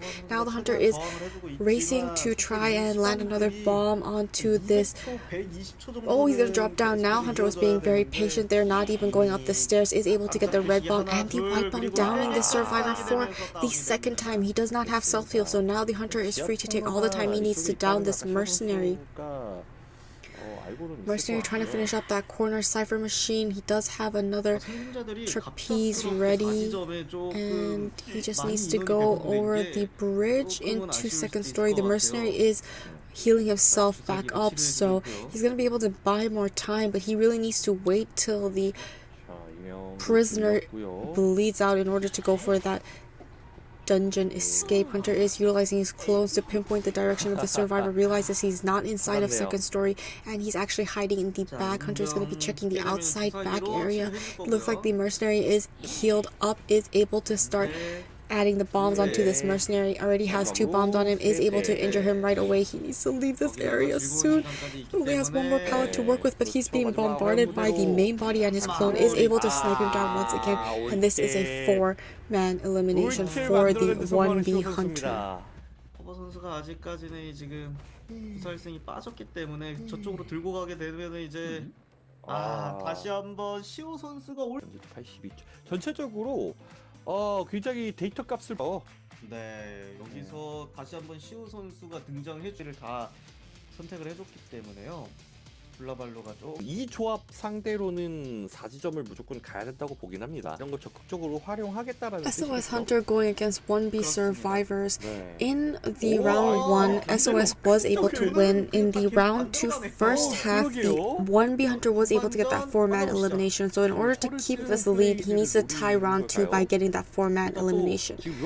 It looks like he is going to be dropping down from the second story and going for his first target, who is not being shown at the moment, but will be shown pretty shortly. We see the clone being placed to try and get a colored bomb onto the survivor, and it is going to be Juf, who is the, let's see, I think it's the airplanist, but it looks like he's changing targets. Oh no, he's not changing targets. He was on the roller coaster. He's going to be stopping at the second stop, or was it pressed? It looks like it was pressed, so it means he's going to be having to go all the way to third stop, buying so much time. But the hunter is also getting a little pressure on the cipher machines while he's on his way to the third stop, and it looks like he's just going to change targets because he doesn't want to waste too much time on this one survivor. He's going for the mercenary next, going to utilize warp, close the distance, and cut him off from getting to that pallet. He's going to utilize a second elbow pad and make it to this window. Hunter is back, getting close to him. He's looping this area. Oh, he's gonna just utilize his elbow pad because he doesn't want the hunter setting up a clone, but the clone is there. He already has the black and white bomb onto the survivor, and he's trying to snipe the red zone onto this mercenary. Mercenary doing such a good job dodging the color wheel and is able to buy so much time. Is gonna finally get the injury onto the first survivor, but look at the cipher progress. It's looking so good. He has the black and the white bomb on this mercenary once again. Needs to avoid the red zone. He's gonna try and go through this window, but oh, he's gonna. Hunter predicted that he jumped over on the opposite side of the window, is able to down this mercenary. And I'm gonna get a little bit of extra hit here so that he can get full presence as well. I'm gonna be cheering the mercenary here in this corner, and we can see that Jeff is also in this area. It is the aeroplanist, but wanted order is actually on the fire investigator. Hunter does know there's a survivor here because he has tinnitus. He's just not sure where exactly. Hasn't quite spotted him out. Will be seeing the blood trails? No, he will not. But he does utilize his clone, so he knows that the survivor is hiding behind this wall. He's gonna go for this rescue. He's able to get the rescue, but oh, he's gonna injure the fire investigator. Airplanist right away as he's coming for the rescue, and already double bomb onto this mercenary. Needs to avoid the red zone, and he's doing an incredibly good job in doing so far. 2 seconds on the clone, is able to get the red zone bomb onto this mercenary. He's gonna die as far as possible in this corner. He outlasted Tide Turner, so that is one good thing for the side of the survivors. 3 cipher machines completed, and so much, not so much, but half progress. And oh, the hunter looks like he wants to chair him at the basement. No, he's gonna chair him near the bridge where one of the cipher machines are currently at. We see that the acrobat does have wanted order. Now the hunter is gonna be pushing Jeff off of his cipher, and the acrobat's coming in for the rescue. Hunter trying to cut him off with the clone. Acrobat gonna be jumping over those obstacles with his bomb. Is trying to make his way towards the chair, but a lot of clones, and the hunter is able to get the injury onto the survivor, is able to get the rescue. Hunter already placing the double bomb onto the mercenary. Mercenary is trying to stay alive. Hunter is able to, oh my goodness, Cypher Machine's prime, it's endgame.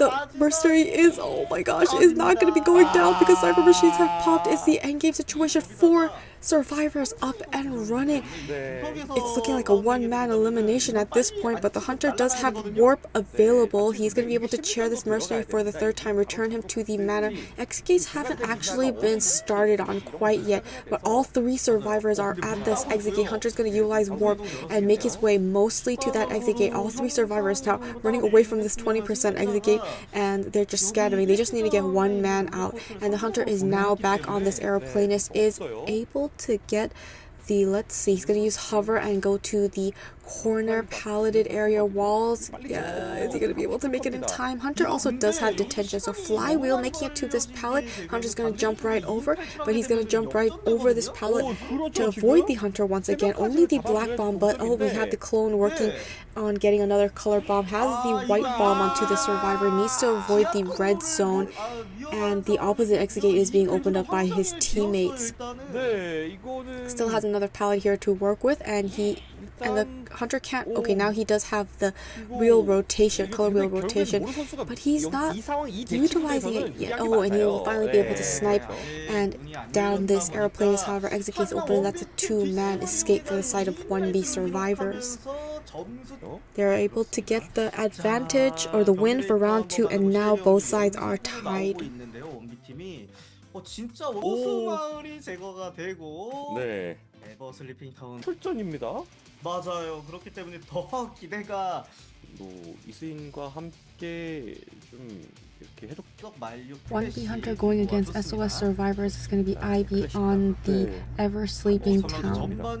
And it looks like she's going to be sending her ghost towards middle while the main body is going towards graveyard. She will be running into one of the survivors here. Rue was in the middle, and it is the gravekeeper, but the ghost is going to head and infect a different survivor who is Lugi, the coordinator. The main body is going to be teleporting to this coordinator, so she is going to be committing to her first survivor. She has 1 stun to work with, and he's going to be utilizing that stun immediately and transitioning away. The ghost is now going to infect the middle cipher machine since the main body is stunned, and the ghost will be going back, heading for this survivor since the main body still needs to catch up.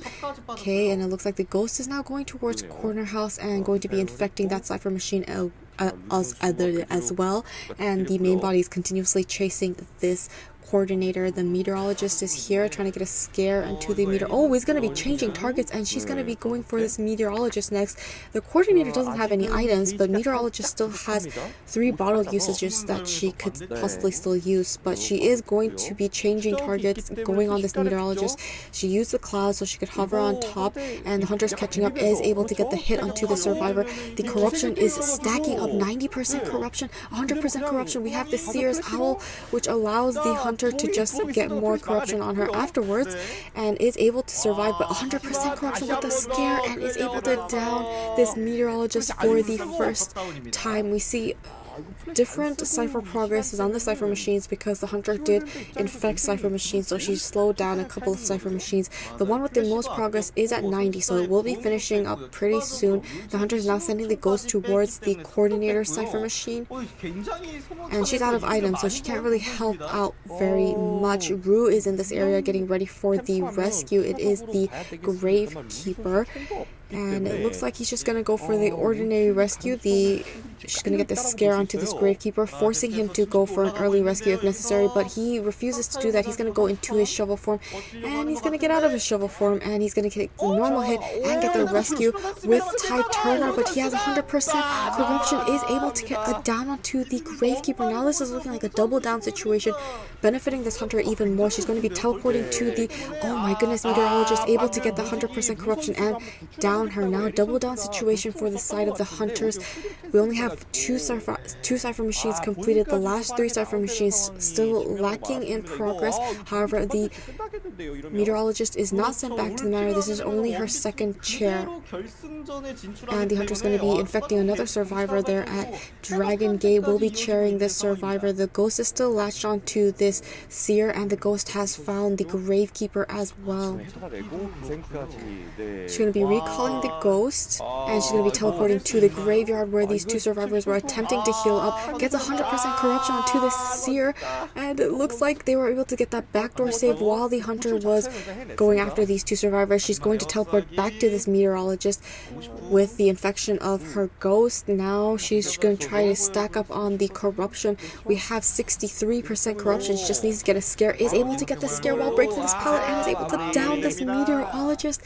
For the 3rd and final time, she's going to be sending her first survivor back to the manor. This is when Ivy gets incredibly scary, when she has eliminated 1 survivor. Now the cipher pressure and the back and forth is going to be much more intense for the side of the survivors. Hunter is now going after this coordinator. Coordinator is not going to be rotating. Oh, she is going to be able to rotate into the hunter. Oh my goodness. Hunter's going to blink and down this coordinator right away and getting the terror shock. Survivors did not know this hunter's trait? Oh my goodness. Okay, now we still have 2 full healthy survivors, but they're not going to have enough cipher machines because she's able to chair this coordinator right away. So this is certainly working in favor of this hunter. Now she's going to send her ghost towards Fake Gate cipher machine. There isn't a survivor here. The hunter is going to be recalling the ghost to this chair. We got the rescue, but the down immediately on this coordinator. The Gravekeeper is still at full health, and he's going to go into his shovel so that he can't get additional damage and avoid the double down situation. So the only thing that's working in favor for the survivors right now is that the 2 survivors are still at full health, but they don't have enough cipher machines, and they are starting a new cipher machine. On top of that, the ghost is latched onto this Gravekeeper, and the hunter is actually choosing to go after this Gravekeeper. Going to do the backlight trick, but it looks like he's going to go right back into his shovel. Hunter is going to hit him out of his shovel, and he's trying to make his way towards the chair, but he's still quite far away. Hunter teleports right to the chair. Now it's going to be hard for the Gravekeeper to go for the rescue. The Seer is going to be coming in for the rescue, and it looks like he needs to get it before he expires or gets 100% corruption, but the hunter is just holding out on hitting him. Gets the terror shock. It does the Seer.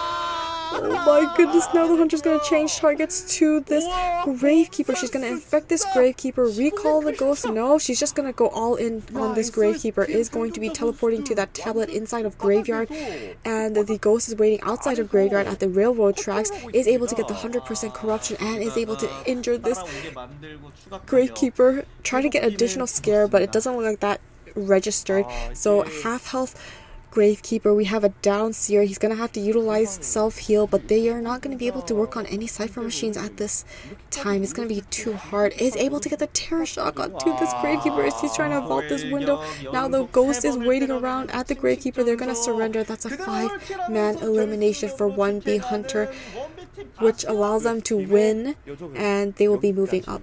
And they will be going to the finals, and they will be playing against UD. 아, 초반에 이제 루기 선수 총 빠지고 또 진 플레이가 아니었나 싶습니다.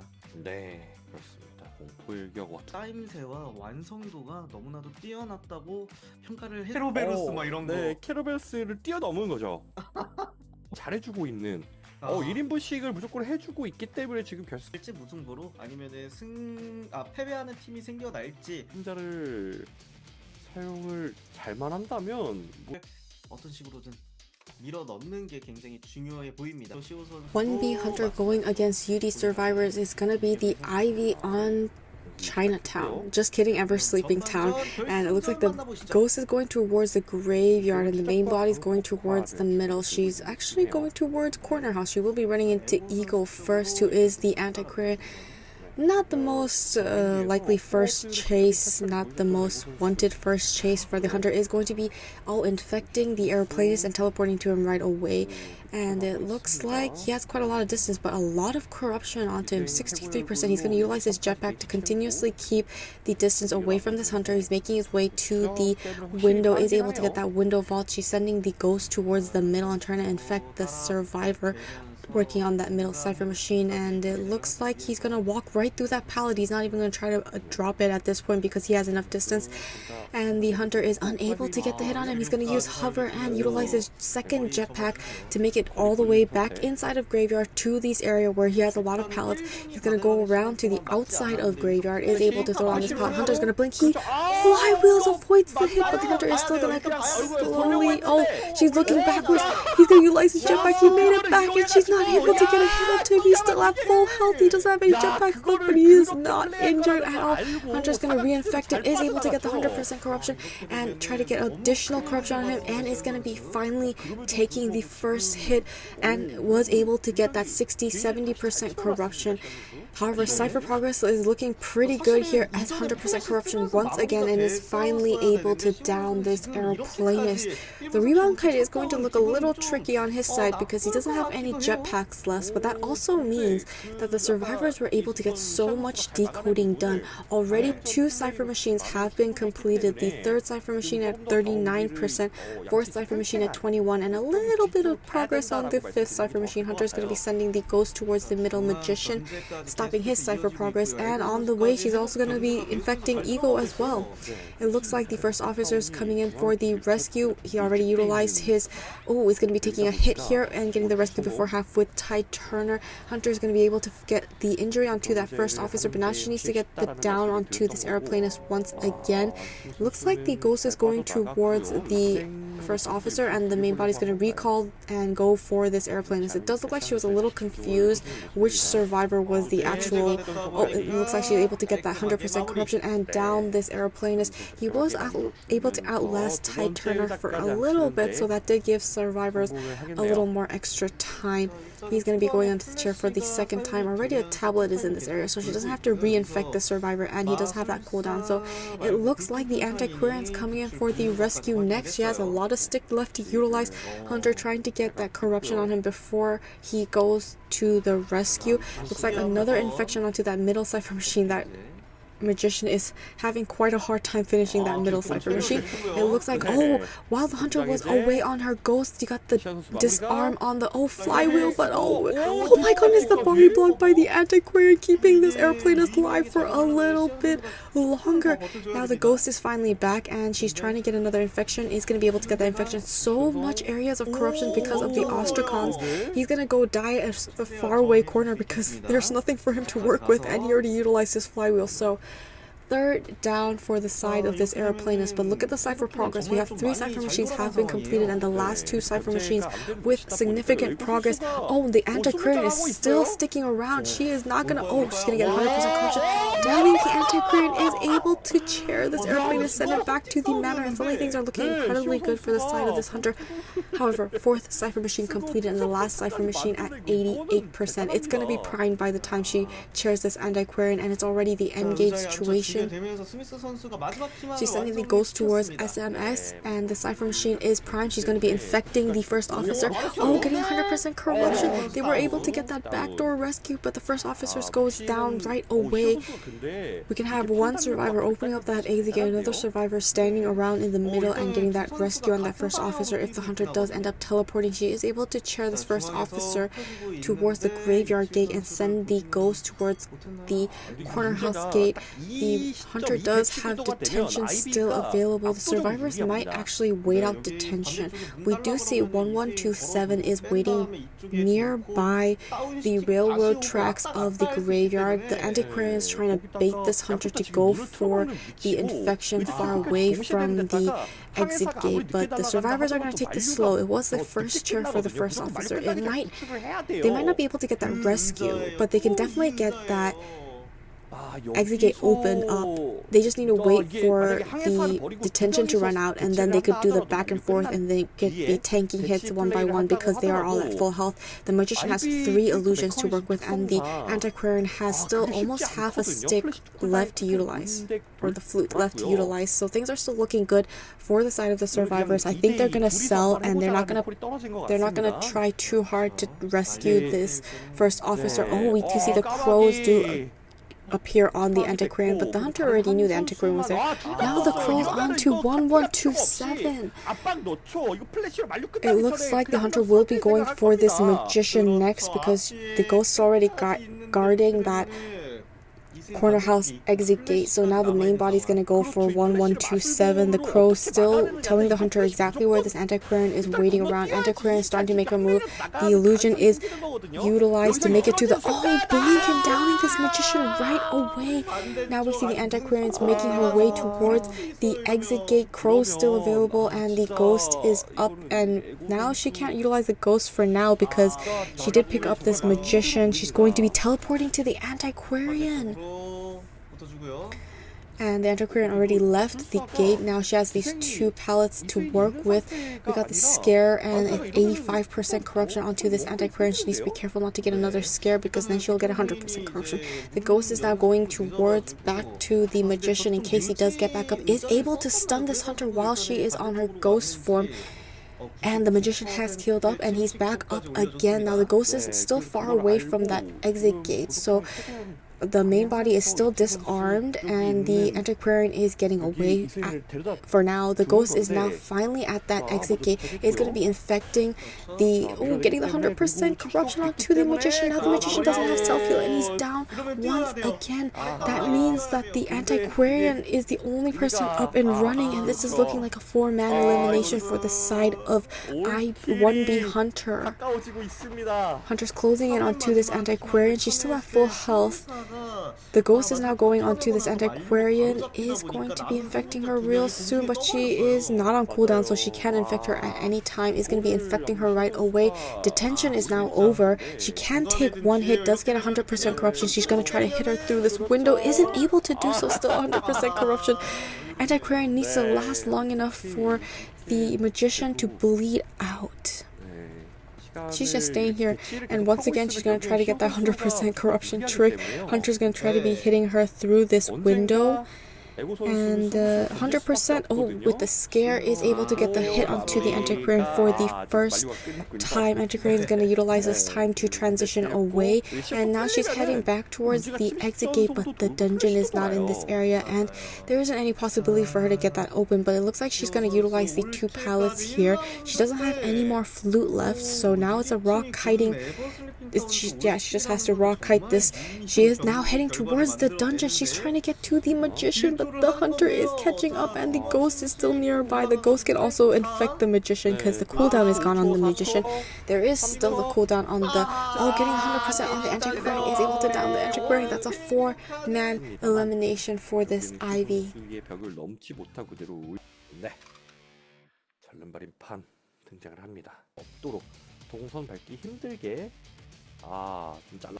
그리고 플라이 UD Hunter going against 1B survivors is going to be Goatman on Ever Sleeping Town. He's making his way towards Titan already, who is the puppeteer, is going to be able to set up his first cage. Oh, he's on the stairway. He's going to be able to drop down. Isn't able to close the distance yet, but he is in his puppet form, so it doesn't really need to hit him to get that chip damage. He's going to be able to throw down this pallet and outlast this cage for the time being.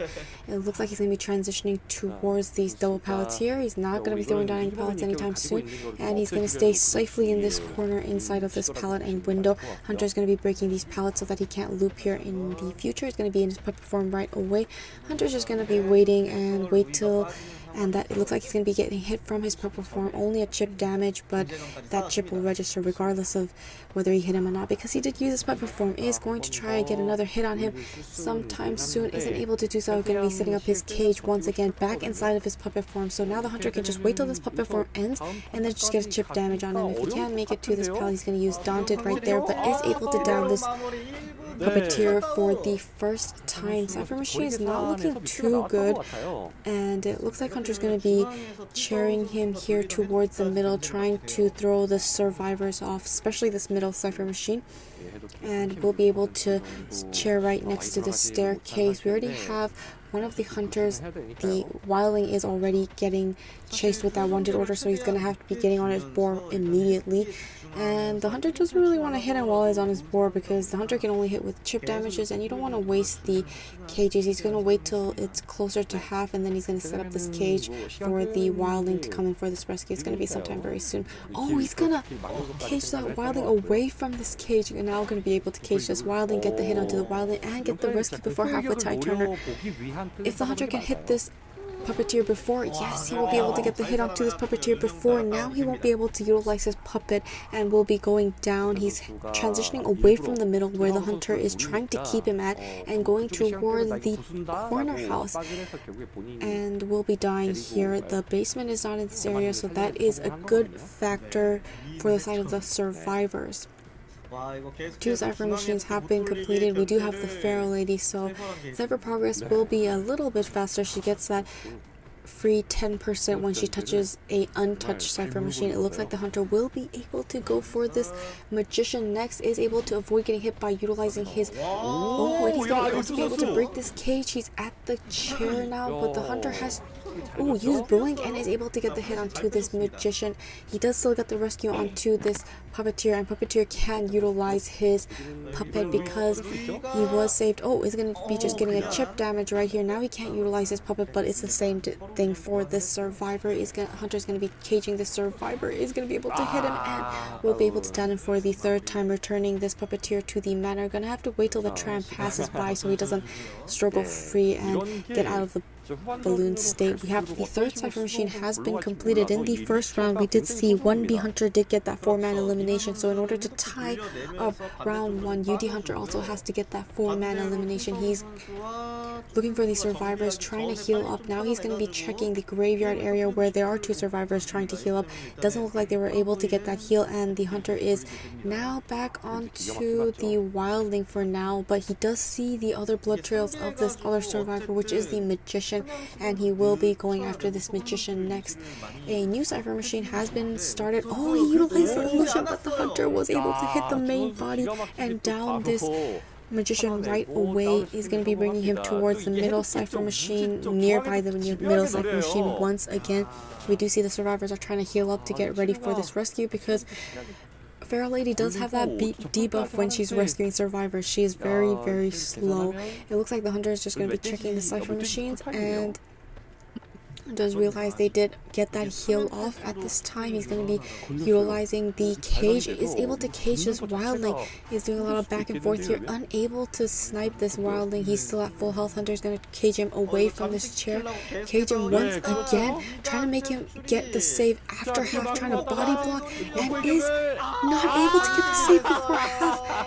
And now that works an advantage for this hunter. Now he's going to try and get the down onto this magician one more time, and that means the magician will be returning to the manor. Cage is going to be ready in about 41 seconds. Is ready, and now the hunter is able to cage this magician. Magician's going back and forth, and it does look like he's not able to find this magician quite yet. Oh, is able to find this magician and down this magician, sending him back to the manor.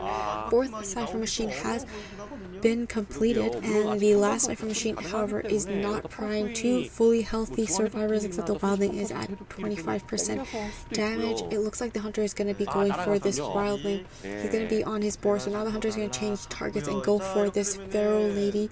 It does look like he knows where she is. He has cages to work with. The feral lady is in her invisible state, and the hunter just needs to down her, but she's doing a very good job. She already utilized one of her stick to try and confuse this hunter. The hunter is just looking at the ground and seeing where the white little frozen path leads him. Is going to be out of her state. She's going to flywheel, but the hunter is able to get the hit onto her, now at half damage. The wildling is priming up one of the cipher machines at 72%, but the hunter is able to cage the survivor once again and down this feral lady. Now the wildling has to get off of that cipher machine because the hunter is going to be teleporting to the wildling. Oh my goodness, he gets hit by the trap, and that's a free hit for this hunter. He already had a chip damage, so he's getting one more chip damage. The wildling is now on his board. Hunter's going to be cleaning up these pallets because the wildling can just keep jumping right over them, but if the pallets aren't down, he won't be able to utilize it if he's on his board. The feral lady is trying to get healed up at this time. She will be getting up right away. Hunter's going to change targets to this feral lady because she will no longer have self-heal if he downs the survivor. So it looks like he's trying to figure out where she is. She's up on the second story of middle, and she's just waiting for the hunter to get closer before she drops down, because she doesn't want to do a premature drop down. That will really prevent the kite from being prolonged. Now she's back into her invisible form. She has been caged. Cipher machine is primed, and it's the endgame situation. We do see feral lady does have borrowed time, so the survivors are waiting for her to get hit, and it looks like the hunter is going to be checking the cipher machine. He's going to be caging the feral lady. Feral lady is doing a very good job, is able to get the hit. Cipher machine's primed. She's back up. We have a full health wildling, and we have teleports on cooldown. He needs to quickly down this feral lady, then he needs to teleport to that exit gate. So the timing is very crucial here. Is going to be able to back into this feral lady. She is down. She doesn't have self-heal. Hunter needs to teleport. 5 seconds to teleport. He can't teleport, but the exit gate is opening up, and this is looking like the hunter is going to be able to teleport. 99. The exit gate is open, but he's on his board. Hunter can just close this area off. He has enough resentment for one cage. He's going to be very careful here. And oh my goodness, his board is slowly running out. He needs to just, but it's going to be so hard because even if he gets a hit on his board, if the cage is on, the cage isn't going to disappear. He's going to go towards the cage. The hunter, oh my goodness, he hits him out of his board and hits the wildling, downing this wildling, and that's a 4-man elimination for the side of UD Hunter, tying up round 1. Wow, wonderful clutch gameplay on the side of this hunter, getting the down onto this wildling. And it looks like he's going to be utilizing his cage to go towards the feral lady. There isn't much the feral lady can do. It's gonna be a 4-man elimination. He hasn't quite found her and is still looking for her, but she can't do anything, and the dungeon is way too far away. Hunter is going to be checking the dungeon location. Not sure why they're not surrendering. They haven't lost hope yet. And it does look like the hunter has found the dungeon. He knows the survivor isn't anywhere nearby. He's going to set up another cage. Oh, and he does finally see this feral lady and is able to secure his 4-man elimination. 이 의미가, 이 데이터 수치 의미가 마지막에 그 달강벤이 되고 붉은 성. 우와, 꿈의 마녀는 다시 한 번 더 꺼내네요. 꿈의 마녀와 좁은 맵에서의 꿈의 마녀 같은 경우는 일단은 뭐 있어가지고 UD Hunter going against 1B survivors. It's going to be the Dream Witch on Red Church. She's heading towards the church. She will be running into Nina, who is the coordinator. She is using her crouch, so it doesn't look like the hunter noticed the coordinator. She's going right through, and she's heading towards Titan next. Titan is the fire investigator. If he utilizes balls, air balls well, he can actually block off the leeches. So we'll see how well he does against this Dream, which is going to be leeching this fire investigator for the first time. He's transitioning far away from both the leech and the follower, is making his way past the... Oh, he's going to finally be able to utilize his airbag to block off this leech from getting closer to him. She's going a little further so she can utilize the recall ability so that he'll be catching up to the survivor faster, and he is going to be transitioning away. Hunter is now nearby the airplanist, while the fire investigator made his way all the way to Red Church, and he is able to make it out that window. Now he only has one airbag left to utilize. Hunter is going to be committing onto this fire investigator because he did already utilize one item. He's going to utilize the second item here to make it to the pallet. Main body is following close behind, is able to get the pallet stun into this follower, and the leech has finally caught up. It looks like the Hunter is going to utilize Patroller to try and drag down the survivor, one of the followers. Getting there, he is able to slow down this pallet. Wonderful timing. Survivors know the timing of the Patroller. Oh, it looks like he's going to be sandwiched here. He's going to get the hit by the follower and not his leech, so his leech is still up and running. However, Cypher progress is looking good. Dreamwitch is a strong late game hunter, so it is expected for there to be a lot of Cypher progress. Now we see the assistance of the coordinator coming in, since the fire investigator does not have any more airbags left to utilize. Actually, he still has one on the map, but it looks like the hunter is going to suddenly change targets to the coordinator, or she's trying to force the coordinator to use her stun gun or get a free hit onto this coordinator. Coordinator is forced to use her stun gun. The hunter blocks the window by, oh my goodness, she's vaulting twice, and it looks like the coordinator is just going to have to transition to the pallet instead. The follower is now catching up and able to finally land the first hit. She flywheels, but is still able to get the damage onto the survivor. The leech is still onto this fire investigator. Fire investigator finally did get the leech remover, and he's trying to get rid of his leech, but the leech is isn't leaving him alone. Hunter does have this survivor sandwich. We have one leech coming behind her and the follower in front of her, and it looks like the follower is going to be catching up to her. Oh, she misses. She hits the wall. Instead, she hit the wall once again, and the coordinator is still alive, but there isn't enough distance. It's going to be taking the hit by her leech, and so the leech is going to disappear, but this is going to be the first share for the coordinator. 3 Cypher machines have been completed. We already have lots of, not a lot, but we have progress on the 4th and 5th Cypher machine. The Gravekeeper is already making his way towards the coordinator in his shovel form, is forced out. Now the Gravekeeper only has 1 shovel left, and the hunter is pushing the airplanist away from his Cypher machine. She's going to be picking up the coordinator and cheering her for the first time. And it looks like the fire investigator was able to get rid of his leech, but he's still at half health. The airplanist is making his way here, and the Gravekeeper is also here, so it looks like they're going for a double rescuing situation, which means they aren't decoding as much. We see the Grave is on his shuffle form once again, and it looks like the airplanist isn't going to be coming in here anytime soon. Oh, did she get a patrol around the airplanist? That's what it looks like. He's going to be able to get the backdoor rescue, but is going to still be able to injure this Gravekeeper. And now the hunter is... she needs to make sure she doesn't lose track of this. Oh my goodness, she's changing targets again. Now she's going for this. Oh, is able to get the down onto this Gravekeeper, but she needs to make sure she doesn't lose track of this coordinator. Coordinator does still have that leech that can follow her around. Now the hunter is going to injure this airplanist next. They just need one more Cypher machine. The last Cypher machine at 65%. Now it looks like she's going to be picking up the Gravekeeper next. He still has a little bit of shovel left to utilize. We have the airplanist isn't going to be able to get that stun on this pallet because he's at half health, and now all the survivors are injured. Who's going to be coming in for this rescue? They need to prime up that last Cypher machine and then send a survivor to the rescue. Oh my goodness, the hunter is able to get the down onto this airplanist. Another survivor is going to be cheered, and it looks like the basement is here. Is she going to utilize this basement? I do think she's going to utilize this basement. We see the coordinators attempting to rescue and is not able to rescue. Now she's going to be able to chair the airplanist inside of the basement. 2 survivors injured. But oh my goodness, terror shot onto the coordinator, and now that's another survivor down. Only 1 survivor is decoding, and it's not primed. And on top of that, he's at half health. And now the hunter is bringing her main body towards that last cipher machine. It is at 90%. It's not primed yet, and the hunter is going to be dropping down this survivor once again. Cipher machines are primed.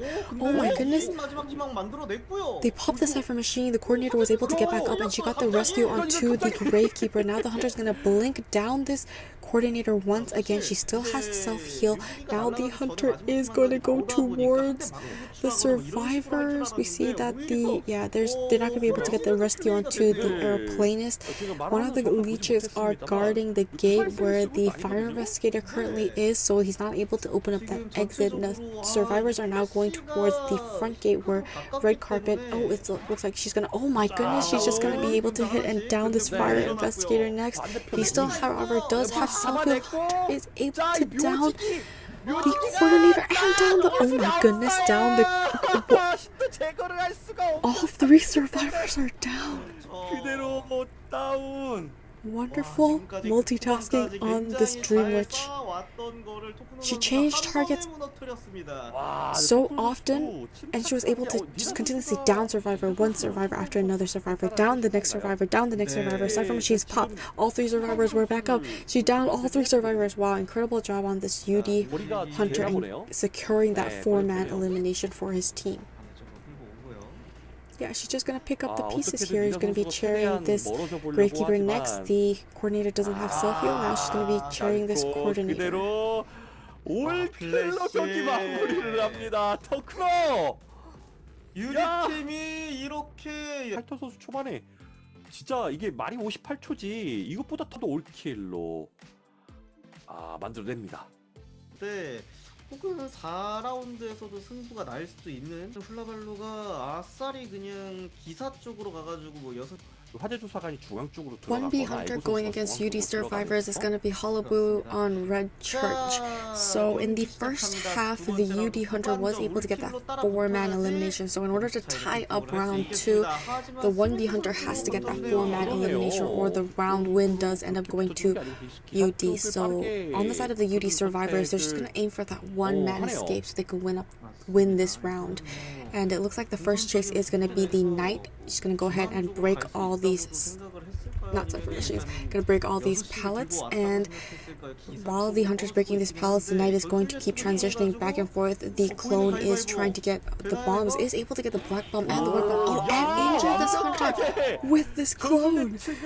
So great precision on the side of this Hullabaloo. Now it looks like he's going to be transitioning a little bit of assistance from the fire investigator's airbag. Hunter's going to be breaking that airbag right away and continue to go for this. Oh, he's going to be jumping right over those walls. Closing the distance, is able to get the. Oh, he's going to be able to get the prediction on the second try. And the hunter is getting ready to set up his clone once again. Is able to get the red bomb on him so far. He's going to flywheel, make it to this pallet. He's going to be able to throw it on this pallet. Needs to be careful not to accumulate any more bombs. And the clone is still on cooldown at 2 seconds. So while it's on cooldown, the hunter's going to be breaking all these pallets. He's going to now make his prediction. Isn't able to get the predictions right. So now it's going to head towards the. Oh, we see the assistance of the acrobat with the firebomb, but is still able to down this survivor and will be cheering the survivor. However, cipher progress is looking incredibly good. All 3 survivors, not 3 survivors, 3, oh my goodness, all 3 cipher machines are primed out. 1 is actually finished, and we already see a survivor coming in, getting ready for this rescue. It is going to be Xian, who is the aeroplanist. He does have Tide Turner. He's the only survivor with Tide Turner, so he's going to utilize this to buy more time to decode for the cipher machines. Oh, it looks like she was able to get the rescue without getting injured, and the pallet still onto this hunter isn't able to injure this airplanist, has to concentrate back onto this Knight. He still has Tide Turner, so yeah, he's just gonna wait till that ends. Hunter's already at full presence, and we can see the 3rd cipher has been completed by the aeroplanist. He can come in for the rescue once again, and so much progress on the last 2 cipher machines, being that it's only the 2nd chair for this Knight. It looks like the hunter is going to try and pressure this airplane. This airplane is waiting and hiding behind this shack area, trying to keep a safe distance away from this hunter. And he does also have that jetpack and hover, so he will be able to go closer to the chair, but it looks like they're gonna sell. Yeah, they only need this one-man escape, so they don't need to push it, and they're gonna keep 3 healthy survivors pushing 2 cipher machines. So that is a pretty good method strategy for the side of the survivors, being their goal isn't to get as many survivors out. Hunter's going to utilize warp. He's going to warp to Eagle's cipher machine. Eagle has already left his cipher machine, and he's getting ready to utilize his bombs once again to Hunter wonderful dash over the wall, is able to close the distance, gonna be sandwiched by the clone here, eating a hit here finally, and is going to be able to get that window vault, but Hunter's just gonna jump right over it. Already has the red and the white bomb, is gonna get the pellets down onto this Hullabaloo, allowing him to transition away for the cipher machine. Completed last cipher machine at 89%, is looking like a 3-man endgame situation. Hunter needs to, he's gonna be able to finally down this survivor. He is able to pick him up because the hunter doesn't have attack recovery. Cipher machine's prime 1127 is the survivor coming in for the possible rescue. No, yeah, it is gonna be for 1127 coming for the rescue. Xian's gonna go for that last cipher machine. It's prime. Hunter's actually going to that last cipher machine. We do have jetpacks yet to utilize. He's gonna be utilizing his jetpack to get closer to that cipher machine. Hunter is able to get the black bomb on him and the red bomb on him. Xian is gonna utilize flywheel, and he does get rid of some of the bombs, but he doesn't have borrowed time. So now he's gonna leave the cipher machine. Another survivor is gonna come in. Oh my goodness, he's able to injure the airplanist. They're starting a new cipher machine. Okay. Is able to down this airplanist. And we see one survivor has made it. 1127 has made it to that prime. Oh, they already popped the cipher machine. It's the end game situation. They're just trying to get that one man. We see one survivor is opening up the exit gate. Another survivor is staying back in case if the hunter leaves, he will be. Oh, we're going to utilize the clone to find the fire investigator. He has one airball to utilize.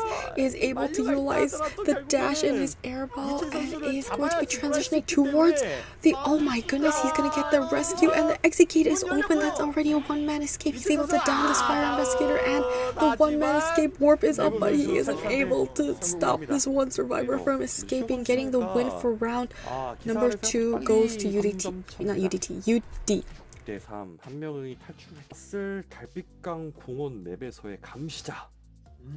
IJL에서 아카 선수가 뭐 심연에도 그렇지만 이에서 이제 아무 팀한테 안 꺼내요. 본인이 압살할 수 있을 때 선수는 마지막 희망을 들고 We have the 1B hunter going against the UD survivors. It's gonna be the nightmare on Moonlit River Park. We see the embalmer already throwing out his coffin here on the first stop.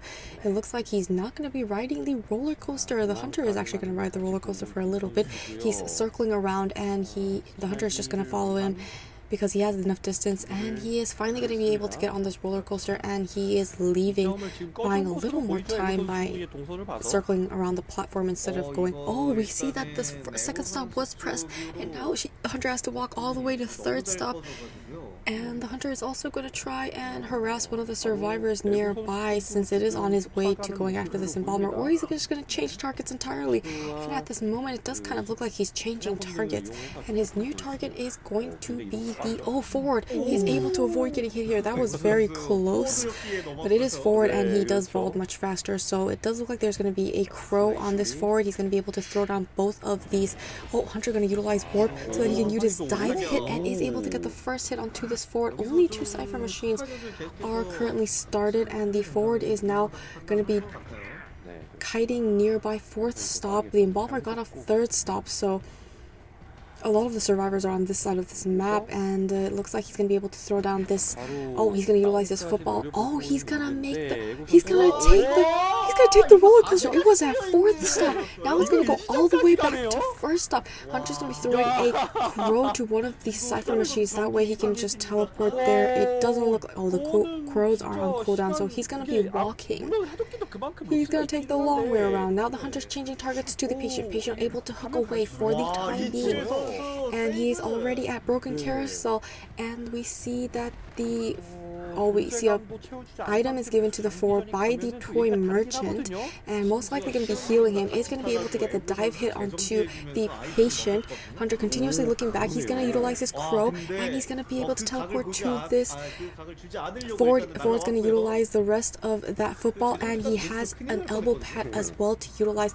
Has another crow onto this forward. He's going to be breaking this pallet. Now the forward has to move away from this area because the pallet here is destroyed. No area to loot, but he does have that elbow pad as mentioned before, and it looks like he is going to be able to make it to that pallet. The hunter did not get the hit while using that dive, but the mark is still on this forward. He's going to utilize the elbow pad. Is he going to get onto the roller coaster one more time? No, it doesn't look like that's going to be the case. And the hunter is going to utilize his dive to close the distance. Now as he's breaking this pallet, the forward is going to transition away, is able to throw down this second pallet, but the hunter does finally get down onto this forward with a dive. But this is the first down onto the survivor, and look at all the progress. We see that one cipher machine is completed, 2 cipher machines are about around primed, and we already have the 4th cipher machine. Oh my goodness, he was coughing, and now the hunter has to travel all the way across the map once again. He does utilize his crows and is effectively able to meet the survivor being coffined and resurrected, and it looks like he still has that bubble to utilize. So oh my goodness, is able to get the hit onto this forward. Now the forward is going to go down, but he does have a little bit of time turner from that coffin resurrection. He will be going down now. 2nd cipher machine has been completed. The 3rd cipher machine is going to pop very soon. 4th cipher machine at 60%. The last cipher machine is lacking kind of, and you see the basement chair onto the 4. Now things are looking a little better for this hunter, but seeing that right now UD does have a round win, the hunter needs to try to eliminate as much survivors as possible. 4th cipher machine is going to be finished very quickly. We see SMS is feeding tinnitus to this hunter, so he can't quite leave. He has the crow on the patient who is at half health, so he can teleport if the crow is still there after the forward expires. 4th cipher machine just been popped. Hunter has found the embalmer, so it looks like he's going to be going for this embalmer next. And we see the patient is getting healed by the toy merchant, and the embalmer is going to be taking this kite, is able to get the dive hit onto the embalmer, and the embalmer needs to transition away from this area. Hunter's going to be throwing another crow towards the survivors that are healing. It is not going to land on them. Oh, but he is able to teleport, and he's going to utilize his dive. Oh, we see the catapult allowed the toy merchant to get away, and the patient also got away because most likely he used this hook. We only see 1 hook is left. Now the hunter is going for this patient, but he's at full health. He's going to utilize his dive. He's going to use the license dive one more time. The 3rd dive is finally able to land a hit onto this patient, but now the patient is transitioning to a much better kiting area. So, and he also has a hook left to utilize. They just need a prime of 1 cipher machine. A new cipher machine is being started.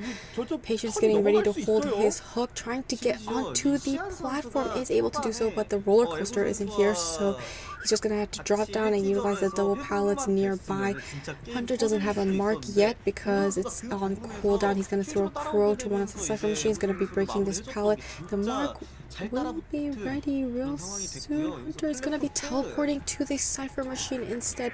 Now he's going to be breaking this pallet. He's on SMS. The crow is also on SMS. He's trying to get the mark onto the survivor so he can utilize dive. Trying to get some vision on him. Isn't able to get the enough vision on him. It looks like, oh, he loses the mind games. Is able to get him while he's vaulting this window. He's going to be able to down this embalmer for the first time. The survivors are struggling to prime up a last cipher machine. Hunter has so much mobility with all his crows, and oh my goodness, the basement is here once again, and the hunter is bringing this embalmer to this basement. We have the patient has also a crow, and the looks like the oh yeah, we're gonna have the she was trying to use her glider, but the hunter hit her out of it, and now she's gonna get the rescue with Ty Turner.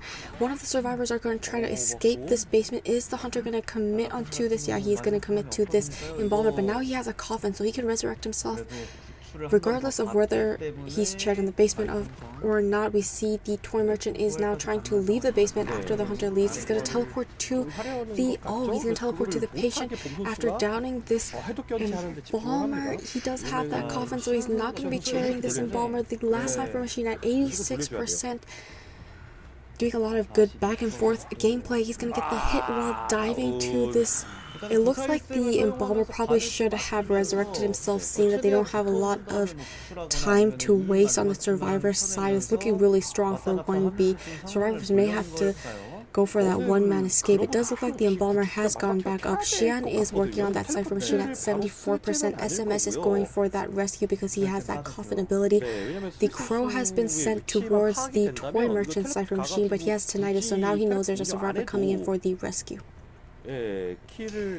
93-94% cipher machines are primed. It's the endgame situation. Hunter now sees the embalmer, is trying to get the mark on him so that he can utilize his dive. Cipher machines are popped. They're going for a one-man escape. We see the embalmer is circling this area. He doesn't have borrowed time, so it would have been a very hard rescue.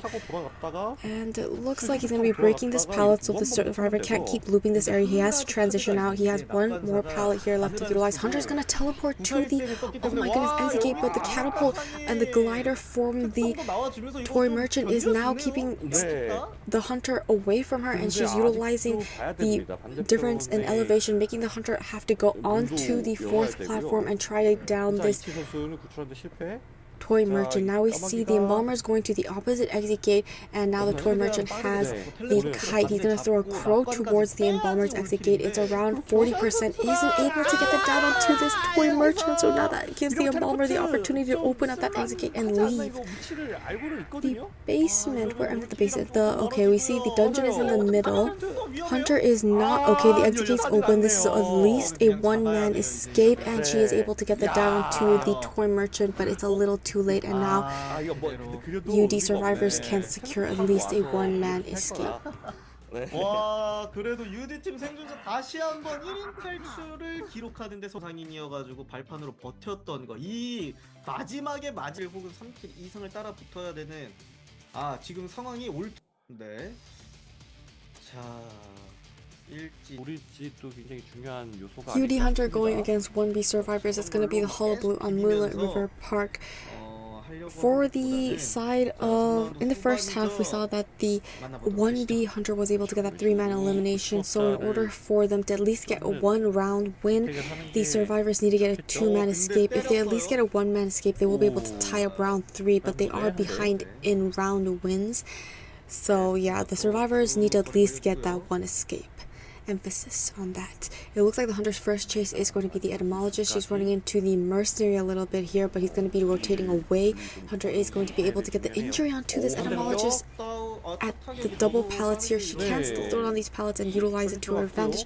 Is able to avoid getting another bomb. Only has the black bomb on her so far, and she is being able to transition away when the hunter breaks the pallets. Is going to be going up on the slide and will be going down immediately.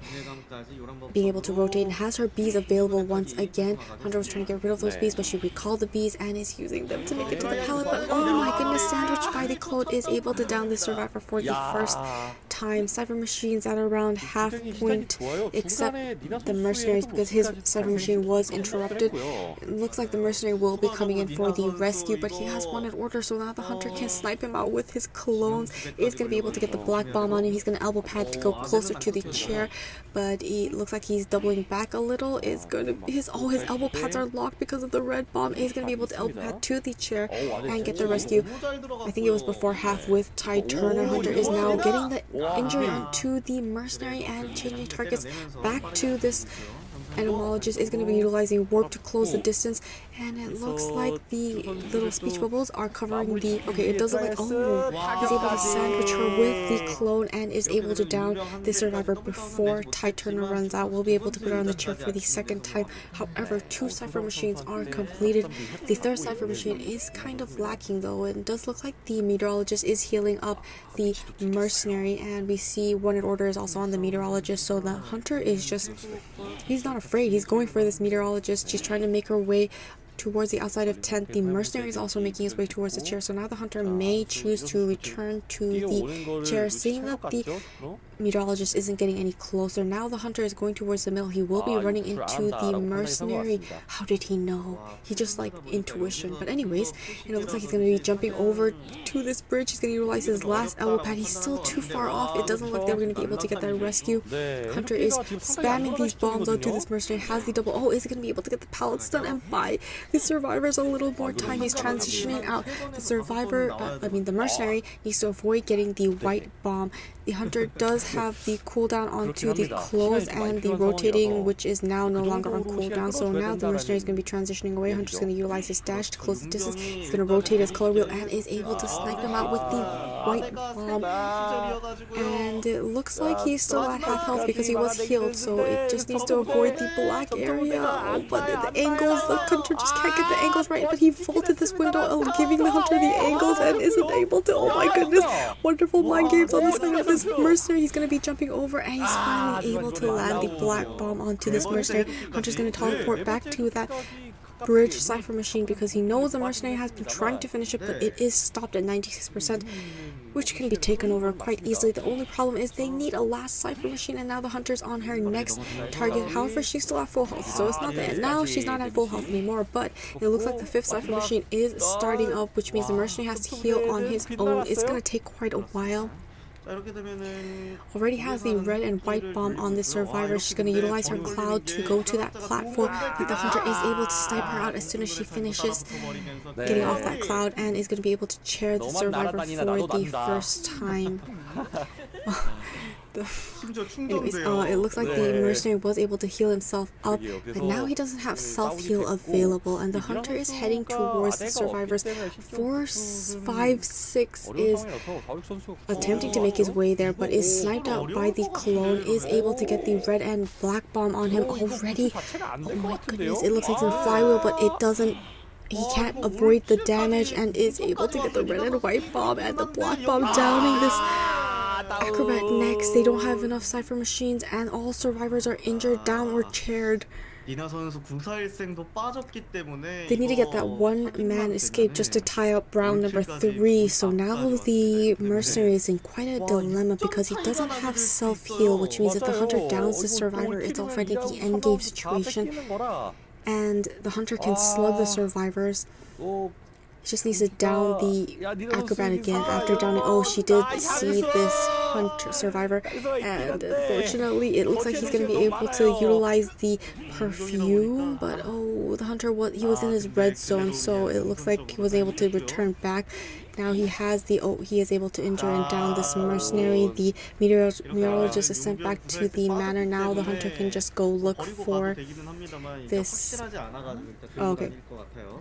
The hunter doesn't know this mercenary used up self-heal because he was chasing the meteorologist during the time he was getting back up. So just in case, or she's just bringing him closer to the acrobat. Acrobat still hasn't gotten up, but she knows he's in that corner. The mercenary is able to struggle, and he's going to be heading in the opposite direction of this acrobat. And the hunter is able to get the black bomb. Oh my goodness, sniping him out so quickly, and it looks like he's just going to just leave him. Yeah, I think the hunter has somewhat of an idea that he doesn't have self-heal, so now he's gonna look for this acrobat next. He's crawled all the way to the 2nd floor. He's going to utilize his clones to try and find his general direction. Hunter is going to utilize his clone one more time inside of 2nd story. He's gonna check the upstairs, and he is going to be able to see this acrobat. He's going to be able to get that window vault, but he's just going to dash right over and is able to, oh my goodness, he's going to get the down onto this survivor, and that's a 4-man escape on 4-man elimination on the side of UD Hunter, which gets them the win for round number 3 as well. If they get another win in the next round, UD is the winner. Is able to chair this mercenary, gonna utilize this dash and go towards 4, 5, 6. He doesn't have self-heal either, so it's inevitable that they are going to get that 4-man elimination. 네, 토쿠노 선수 이번에도 올킬. 야, 3연속 올킬이에요. Oh, and the casters, Korean casters were like, oh, he's been getting all kills, which is like 4-man elimination all 3 rounds. So, yeah, amazing job on that. This hunter. 진행 선택권에서 감시자 먼저 나와가지고 올도 기억하는데 이 4천만 원 약 굉장히 큰 상금을 따라는 뜻인 것 같은데 네, 이거는 정말 서기관 전이 굉장히 치열할 것으로 보입니다. 거기서 심리전이 한 수가 마지막 힘을 가지고 왔고요. Cutie Hunter going against 1B survivors is going to be Clerk on Arms Factory. Her first chase does look like it's going to be 4, 5, 6. The Painter, she sees the bullet trails of the survivor. He's transitioning into the walls corners, a pretty good kiting area, so it looks like he's going to be able to most likely do a decent kite in this area. There's lots of walls where she can hide behind and a lot of pallets, but he's going to be transitioning out of the corner walls. Hunter's going to do the backlight trick here, and he's just following the survivor by looking at the is able to get the pallets done. Can't walk backwards for too long because you might be able to get that pallet done into this Hunter. We can see that the Painter has enough of the image, Hunter's face image, so he has his first painting, but look at all the music boxes placed inside a factory. That's why the Painter was transitioning inside a factory. So this was a strategy for the survivors, but the Painter has already left this area and now he's going towards middle. Hunter's now changing targets to Juff because it does look like she either lost him or is just changing targets. It is going to be the first officer taking this next chase. Once again inside of the walls corner.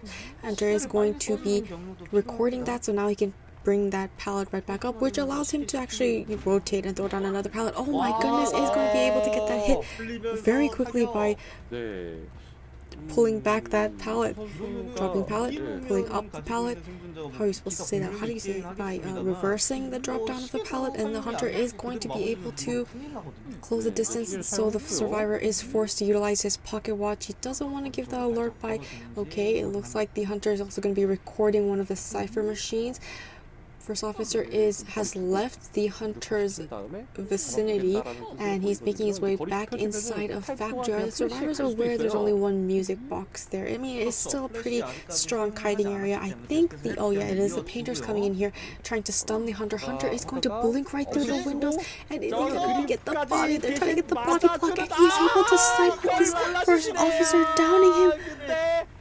She threw down the pallet, she looked at the opposite direction, blinked through that window and got the hit onto the first officer even with the Painter's body block, and she also stopped the first officer to go through by dropping down this pallet. Now the pallet is broken, so another great pallet is used up.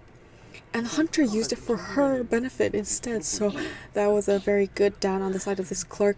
It does look like one cipher machine has been completed. The second cipher machine will be completed very soon. The third cipher machine at 69 and the fourth cipher machine with some progress, so not looking too bad. Seeing that it is the Clerk and she does have a lot of cipher camping abilities, we see a survivor. It is the Knight coming in for the rescue at this dungeon. Oh, the drop! It wasn't the drop down, it was a normal hit because she has tech recovery. And so it looks like the Knight will be able to get the save with the Chivalrous Sympathy, allowing the shield to... Oh, the Hunter has the recording of a hit! Is able to hit get rid of the shield of the survivor and is able to get the normal hit on him, doubling and downing him immediately. Wonderful job on the side of this Clerk, just negating the Knight's ability completely. 3 cipher machines have been completed and it looks like the survivors are going to be healing up, and there isn't a way for the survivors to get this rescue. So the first officer will be returning. Oh no, they want to get this rescue. And so the Painter is now coming in for this rescue. He's going to flywheel down. Hunter drop down hit, isn't able to get the hit onto this Painter. Painter is able to get the painting to stun this Hunter and is able to get the rescue onto the first officer. Hunter is going to be hit the Painter, and the first officer is going to utilize his pocket watch to try and get out of this basement, but it doesn't look like the Hunter is able to finally get the hit onto this Hunter, and it looks like the first officer will be returning to the manor as soon as his pocket watch expires. is Hunter being able to eliminate the first survivor, but Cypher Machines are looking pretty good. We have 3 Cypher Machines completed, and we have progress on the last 2 Cypher Machines. They got the heal onto the Knight. The Painter is at half health, and he doesn't have any items. The Knight has 2 helmets left. Oh, right, the music boxes of the female dancer is all gone because they were all in factory. Okay, and they were going to be healing up the Painter next, so things are not looking too bad for the side of the survivors. Now the Hunter is going after this Knight. Is going to be continuously looking back at the Cypher Machines, just closing in. He needs to create some distance. He needs to, okay, he's going to utilize the helmet prediction. Is going to be able to get the hit onto the survivor. And now he's going to be transitioning away to a better area for kiting. We have 2 survivors that are healthy, and we see the female dancer was able to go into factory and pick up one of her music boxes. So now she has 1 item left to utilize. Isn't able to get that prediction. Is able to get the second prediction from the helmet, but now he's out of items and he's at half health.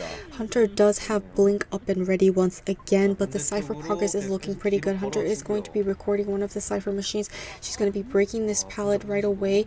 And he's gonna be utilizing the blink and avoid the hit, but as he goes through this window, he is hit and is finally able to down this Knight. But this Knight has bought so much time for the survivors. They were able to heal up and prime up the 4th Cypher Machine, last Cypher Machine at 55%. 2 healthy survivors. They can definitely come in for this rescue, and we can see that the Painter also has a pocket watch that he found. Nina is now coming in for this rescue. She's going to be throwing down her slow music box so that she can use the spin, but Hunter's going to break this music box. Now she can't use that ability. And she's heading towards the Knight. Hunter is going to be hitting her, and she will be able to make this rescue before half. Hunter recording the Cypher Machine during this time is able to get the rescue, but the Hunter is going to go for, okay, wonderful flywheel, avoiding this damage, but wonderful sidestep. Oh my goodness, another miss. He's able to finally down this female dancer, but the Knight has escaped and now he's gone, but he is at half health, so it looks like no, she's not taking her to basement. Yes, she is taking, oh my goodness, she is taking the female dancer to the basement.